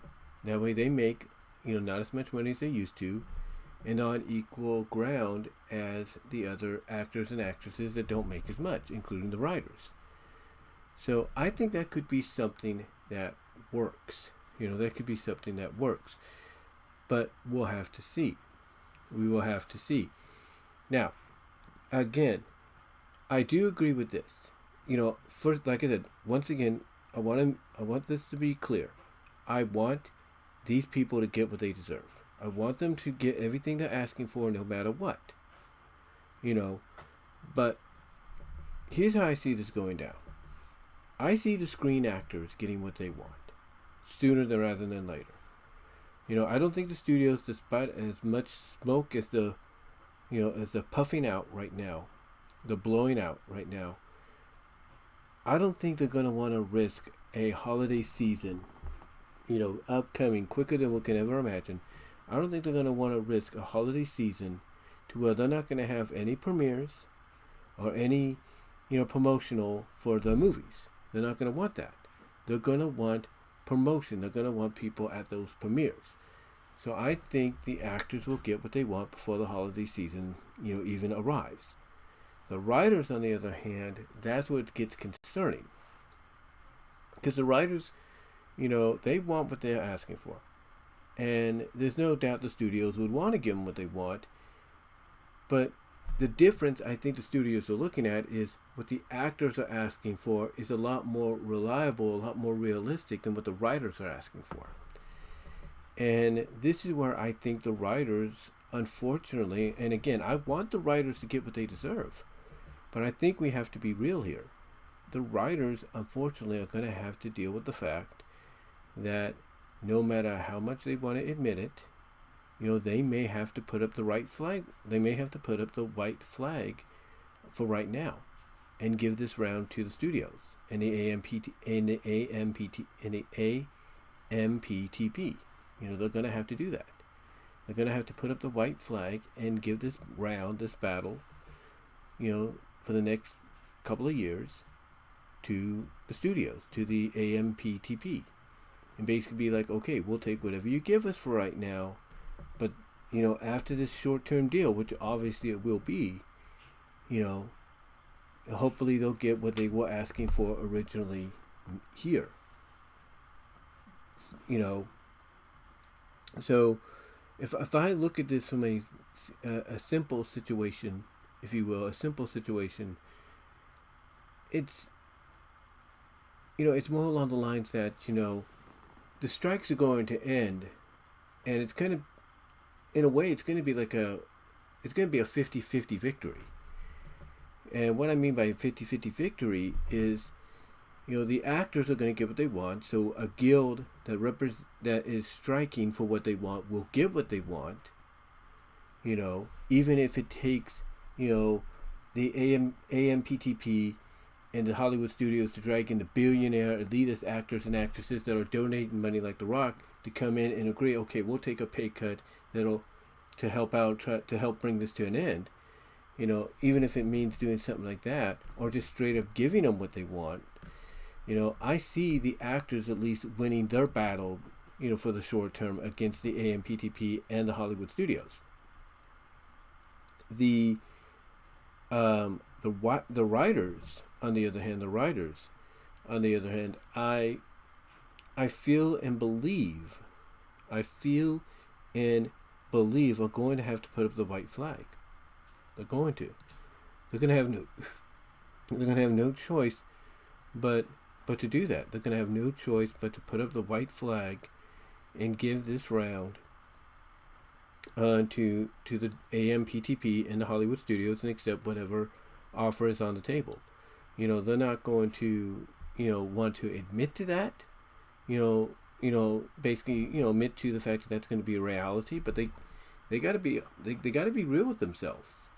They got to be real with themselves because, with the holidays coming up, with Christmas coming up and Thanksgiving and all that, you think financially they're going to be able to have the money to,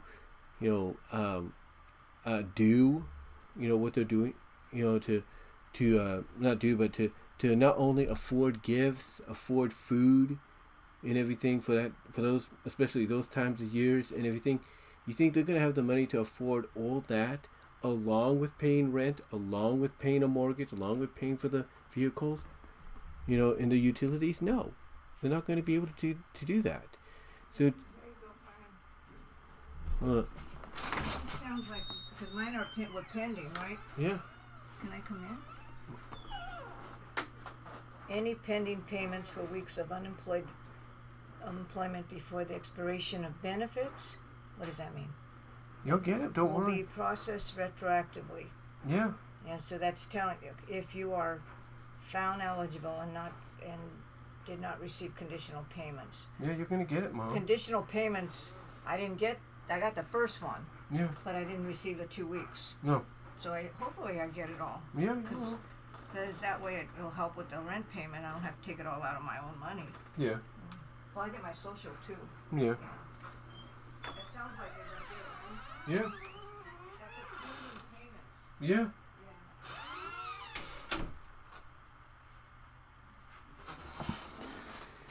Sorry about that.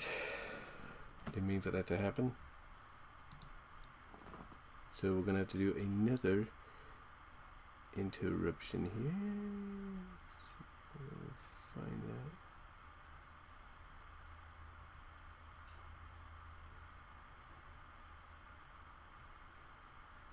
I'm going to find it later. But yeah, sorry about that.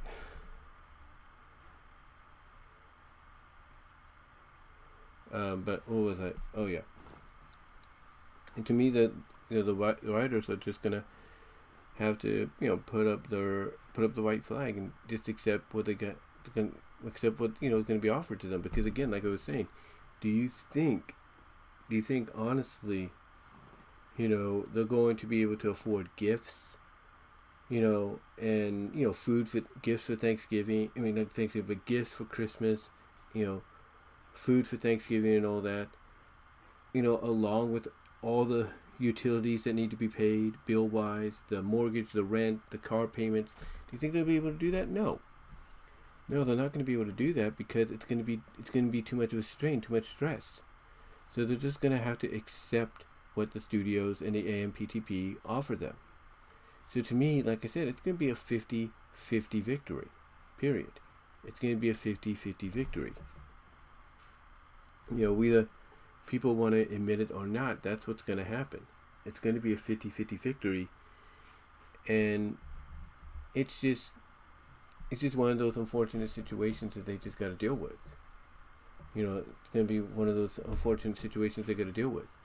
Again, the actors will win their battle this round, if you will, against the AMPTP, but the writers won't, and that's the one thing we got to pay attention to. So it's going to be 50-50 whether people like it or not. Again, I hope they do get what they want. I hope they do get what they're asking for. I really do. I hope they get what they're asking for, and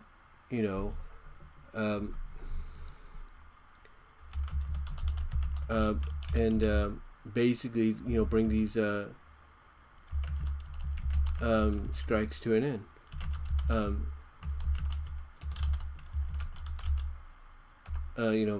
Bring these strikes to an end, if you will. But we'll see.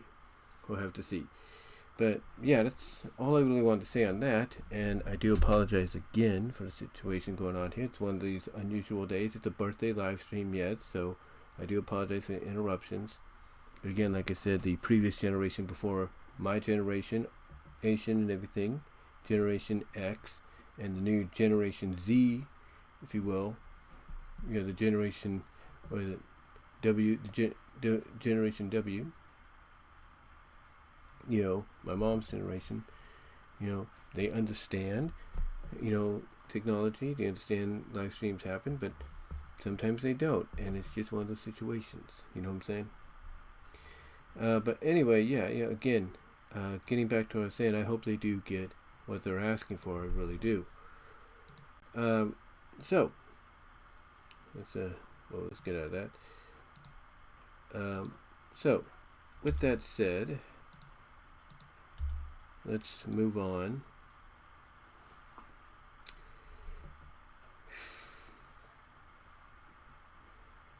Let's move on to, and I'm going to try to find it here without any issues.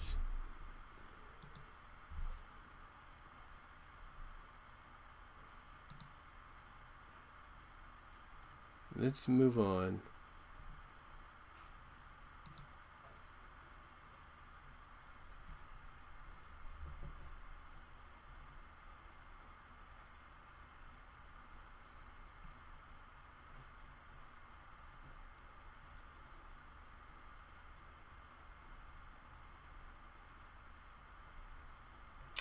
To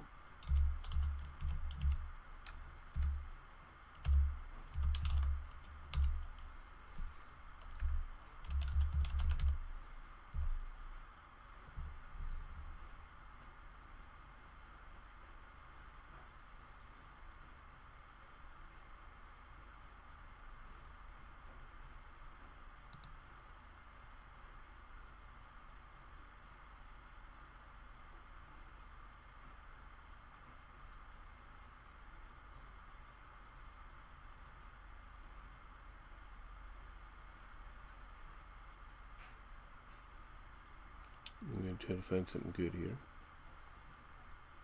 without issue.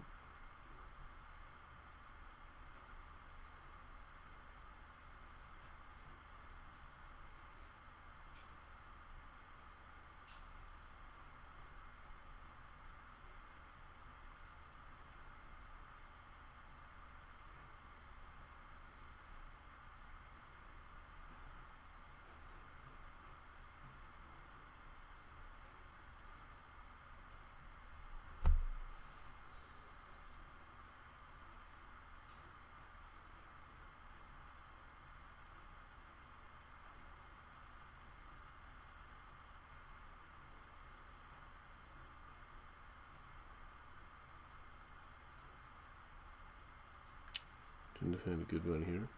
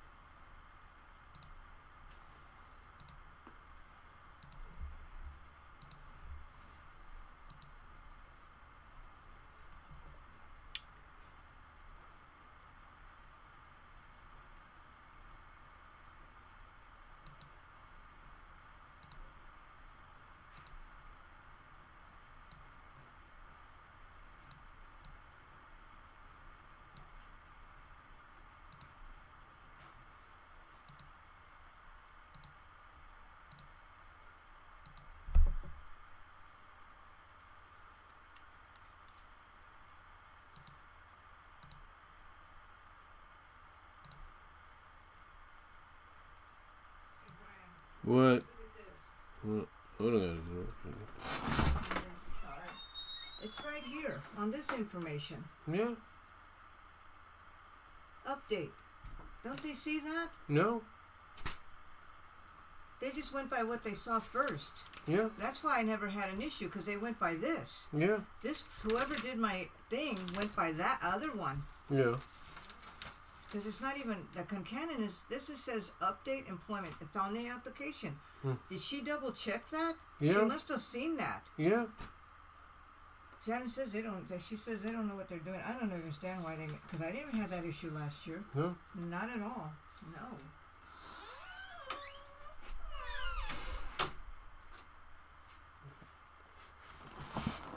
Again, sorry about that, guys. Like I said, previous generation doesn't understand it much when it comes to technology. You know what I'm saying?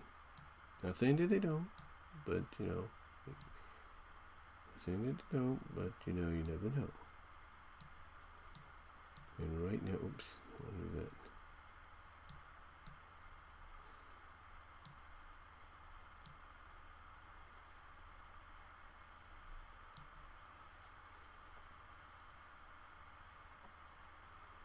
That's why I'm going to add time chapters. That way you can just skip to certain things and not have to worry about all the interruption,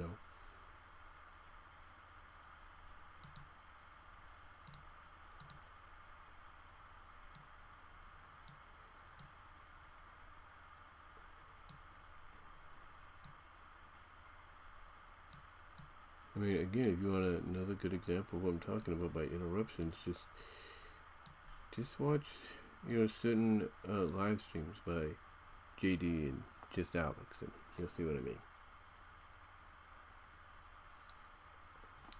But anyway, getting into this now, we're going to talk about, making sure, hold on, guys.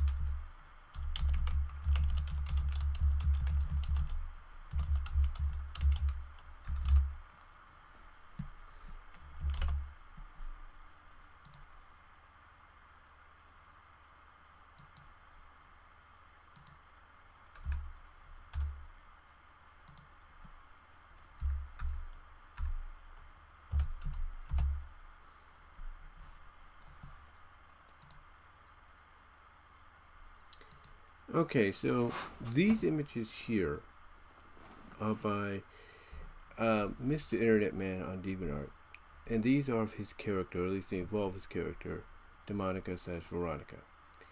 Now, at this time, Veronica has evolved. Basically, she has evolved to the point that she doesn't necessarily have to be Demonica anymore, which is the character right here in the middle of this last picture on the bottom left hand, and in the middle here. She doesn't turn into her to become all this that you see right here. She just has to think of it, and it happens. And I know. What's it going to be today? I'm here. 101. So she likes talking. When she gets talking, she doesn't know when to stop.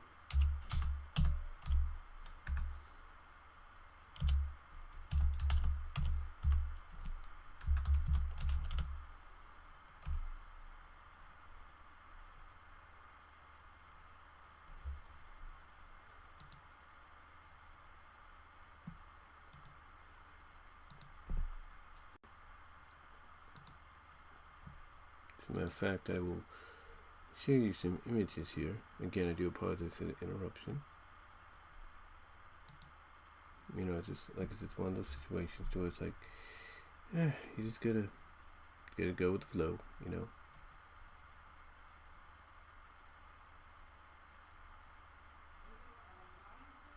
Yeah.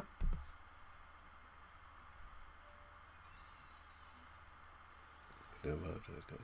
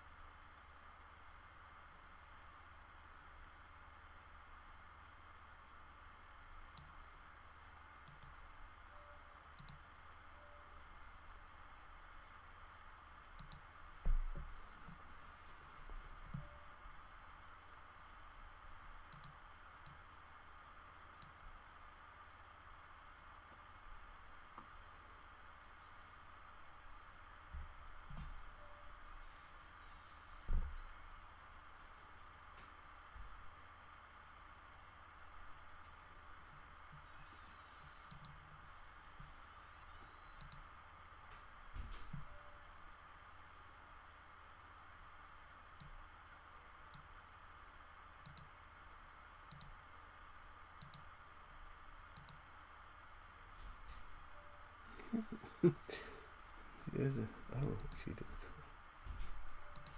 I think she does that to teach.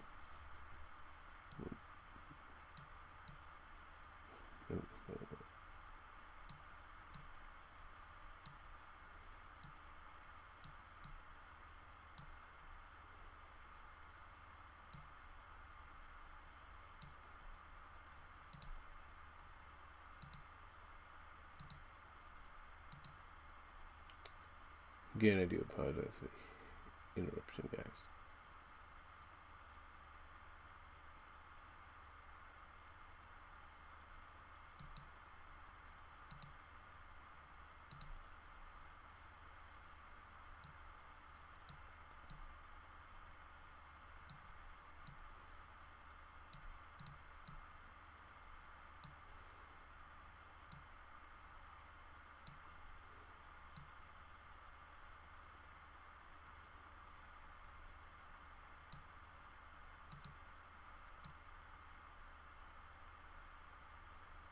There you go. Yeah, but anyway, getting back to what I was saying. Basically, when he first started this comic and with this character here, where is she? Right here, Veronica. She would have to use what's known as the nightshade lipstick to become, well, Demonica. She would have to use that. But now, as the years have gone on, in story, she doesn't really need that anymore, because now all she has to do is just, because she's evolved, her evolution has come full circle. Now all she has to do is literally just, think about becoming her, and she does, and she finds creative ways to do it. Like here, all she has to do is think about melting into a puddle of goop, and then rising back up, and there you go. Or all she has to do is think, oh, okay, I'm going to be Demonica, and then she can just change into anybody she wants. And the reason I bring this up, because of the fact that with the way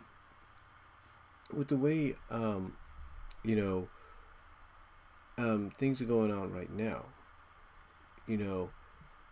and we see that Nimona has become a big hit for Netflix. It's become a big hit for Netflix. That, to me, it's obvious. It's very obvious that shapeshifting, especially female shapeshifters, and I say that with all due respect, no offense, that's going to be one of the keys, for the future of movies and television, especially from an animated perspective. Even live action with CGI and all that is, a possibility. But, either way, shapeshifting is going to be the next step of this evolution. It really is. Because if you listen to what people like, let's say, Geeky Sparkles and Neon and the kids, Squid King and Peekaboo, who say, in their videos talking about, things like the Barbie movie and Oppenheimer and all these other things, Super Mario Brothers, and all that, they're basically saying that audiences, when you compare the numbers, box office wise, that audiences are now audiences are now basically getting burnt out by the overdose of the things like the MCU, the Marvel Cinematic Universe, or the DCEU, or the DCU, if you will, the DC Comics universe, or the DC Comics extended universe. They're getting burnt out. They're getting burnt out, from all this, and they want something different. They want a change. So obviously, when Nimona was becoming a reality for them, basically the last project ever under the Blue Skies, or the remnants of the Blue Sky Studios banner, before it got absorbed into Disney and the project was picked up by Netflix. People were looking forward to that, animated or not, because that was something different. It was something different, and also it was based on a fan project, on a original project by a regular independent writer and creator, a regular person that you would see on DeviantArt and Ink Bunny and Furfinian and places like that. It basically people look forward to it because it was being done by somebody that's not, a Hollywood elitist in writing or storytelling. It's just somebody that made a webcomic for fun, and now they were seeing it being brought to life. And not only were they seeing it brought to life, and not only were people excited about it, but they were excited because this was going to be possibly the first of maybe many shape-shifting like stories, or stories involving shapeshifters, male or female, probably mostly female, again, no offense when I say that, being focused on. Because with shapeshifters of any kind, like, Mr. Internet Man's character here, the possibilities to do whatever you want to do with them, creatively, is unlimited. Mr. Internet Man has been doing this for years, and I mean years.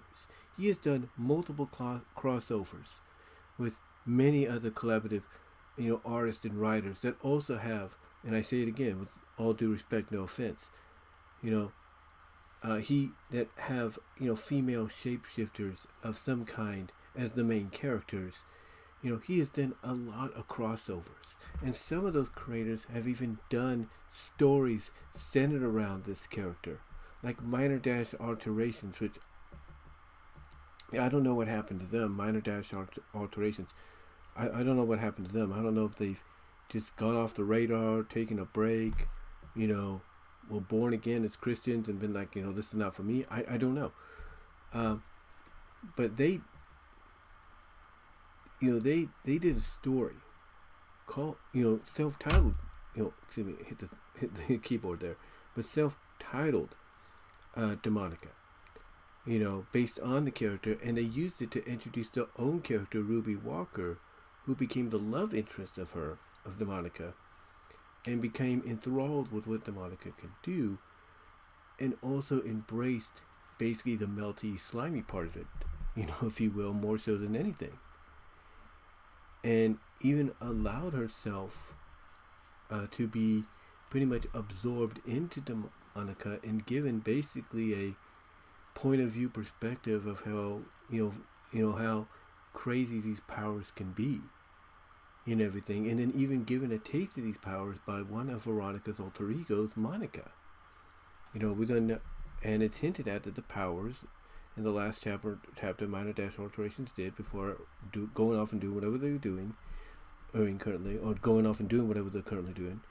One of the last things in one of the final chapters of the story, the self-titled story on the Demonica character, was, you know, a cliffhanger of maybe Ruby now having the same kind of powers that, you know, Veronica DeMonica have. You know, and now she could, you know, basically do all this stuff that she's been wanting. But we haven't gotten no follow-up. And again, I don't know exactly what happened. You know, I don't know exactly what happened. But the point that I'm getting at is he's done a lot. You know, he's done a lot with, like I said, minor dash alterations. He's done a lot with Ant dash Zalser, Ant dash Zalser, or AZ as I call him for short. He's done, you know, crossovers with Trouble TRO. He's done some with Joven 16. He's done some with Nextstat, if you will. He's done some with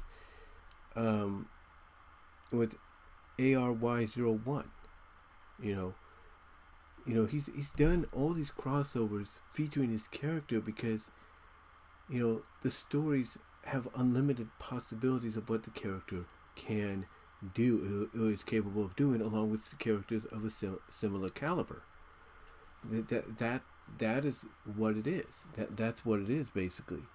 You know, characters of a similar caliber. And, you know, I don't blame him, honestly. I don't blame him for doing that.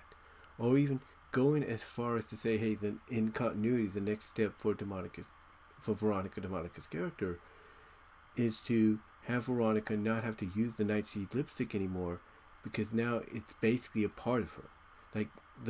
Basically saying the many times she's applied it, it's now basically become part of her. It's now part of her DNA, her anatomy. So she doesn't have to worry about using it anymore, because now she's basically the catalyst for allowing it to happen. She doesn't need any like additional stuff to go with it. So it's good. It's good to see that kind of stuff. Coming, moving along, evolving, if you will, from the creator's point of view. But again, I use it as an example. I use the Mr. Internet Man's creations as an example because, to me, and I've said this before. I've said this for AZ. I've said this for Trouble TRO. I've said this for Joven 16, and they've actually used SFM 3D SFM CG 3D animation clips just to kind of prove my point, and also try to take that next step. But if Mr. Internet Man wanted to, he could actually bring this to life. He could go to an independent animation studio, in Canada or wherever, that's not, part of any guild, and say, hey, I want to see what this would be like if I turned it into an animated adult. Basically, you can go to them and say, hey, I want to see what would happen and what this would look like if I turned it into an adult animated series, because that's basically what it would be. I mean, look at Hell of a Boss. Look at Hell of a Boss right now by VisiPop. It's not part of any guild. It's all independently funded, by fans and elsewhere. It's getting nominated for a Streamy Award and all that. And that basically started out as a comic and everything, or a spin-off of Has Been Hotel, which began as a web comic or fan comic, and look how far that's come. The point is, if he wanted to, he can make this a reality and people would eat it up. I've even told Desi Arts, Michelle, if you will, there's, I even mentioned it to her, and I've even talked about it. If she wanted to take a Metamorphosized Malleability series and get that turned into, an animated project of any kind, adult-wise and all that, based on how far she's come, I mean, I think she's, almost close to 275 chapters, shifts, if you will. I can see people wanting to watch that because it's something different. It's something more intriguing, more appealing, more investing of their time. So honestly, I see the opportunity being there. I see it being there. And right now, with the way things are and things getting delayed with these strikes and all that, and people wanting something different even afterwards or even currently, the shape, and then Nimona proving to be the success that it is. Obviously, in my opinion, would probably win Best Animated Feature, at the Oscars next year. To me, Shapeshifting is definitely the way to go. And if the Metal Men animated film is still a thing, and their characters, like the female character Platinum being a shapeshifter and everything, is any indication, of the fact that this is the next direction that they want to go in, then I could see a project. I could see things like, the Mystic Makeover series, which this is basically based on getting that opportunity. So I could see Metamorphosis Malleability getting that opportunity down the line if they choose to make that happen. I do. I definitely see that. And I know people might think, well, that's, and I know people might say and think, well, that's up to the people behind these creations if they want that to happen. And I understand that. But guess what? Sometimes it takes somebody outside the bubble to come in, notice what's going on, and say, hey, I want to talk with you, Mr. Internet Man. I want to talk to you, Desi Arts. I want to make this into something more on the animation side of things. All it takes is an opportunity like that for things like this to become a reality. It does. And I don't think anybody can deny that. So to me, I can definitely see shape-shifting ladies being the future of film and television animated projects. I can definitely see that. So, anyway, though. Well, you not? It says, she said mailing, but this one says, hold on. Okay, Armstrong is the postal address. What's the difference? And this is the physical address. It'll go to the physical address, Mom. There's no difference. There's no difference? No. So if they get, because she didn't question that one, she asked for the correction. But the 1401 Almond is the physical postal. She wanted the mailing address. Yeah. So what's the difference? Nothing. What is postal? Isn't that mailing? Yeah, but they'll get it, Mom. They'll get it, yeah. Yeah. It's they'll see that it's for yeah. yeah. They had to have the wrong one on there. They had. I should have asked her what address they had, but she made the correction. Yeah. So that means that they didn't have all. They wanted to be sure it's going to go to Almond, and Almond shouldn't send it back to them. They should just forward it to whoever fills out that information. Yeah. Yeah.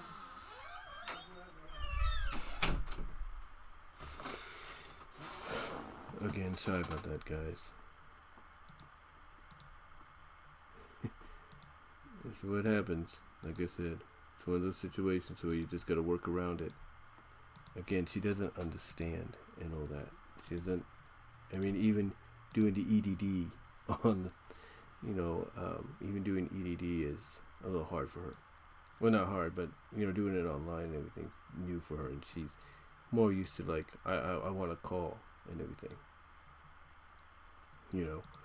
But anyway, I'm gonna wrap this up, guys, so I can get ready for the game later. Just wanted to thank you guys for all joining me again. I do apologize for the interruptions. I will put timestamps so you guys can skip to certain areas and all that. Again, I do apologize for all the interruptions. It's just what happens. You got to deal with it. There will be timestamps, like I said. So, yeah, I just wanted to thank you guys for all watching. Thank you for your support over these past 15 years. And, really, that's all I'm going to say. So, anyway, so in closing, again, you want to check me out, go to my Teespring store. It is available. You can, in the description, you can check out stuff there. Also, check out my BW Roses Discussions podcast at all your favorite outlets for audio podcasting, but more specifically, check it out at Spotify. The more you follow and check out at Spotify, the more it helps me open up the ambassador ads, which I need to get to 100 to make that happen. Even though financially right now things are getting better, I don't know exactly what was holding things up for a while, but thankfully things are getting a little better there. minus that, but the ambassador ads would help out a lot. Also check out my Patreon as well, and check me out at deviantart.com/bvw1979.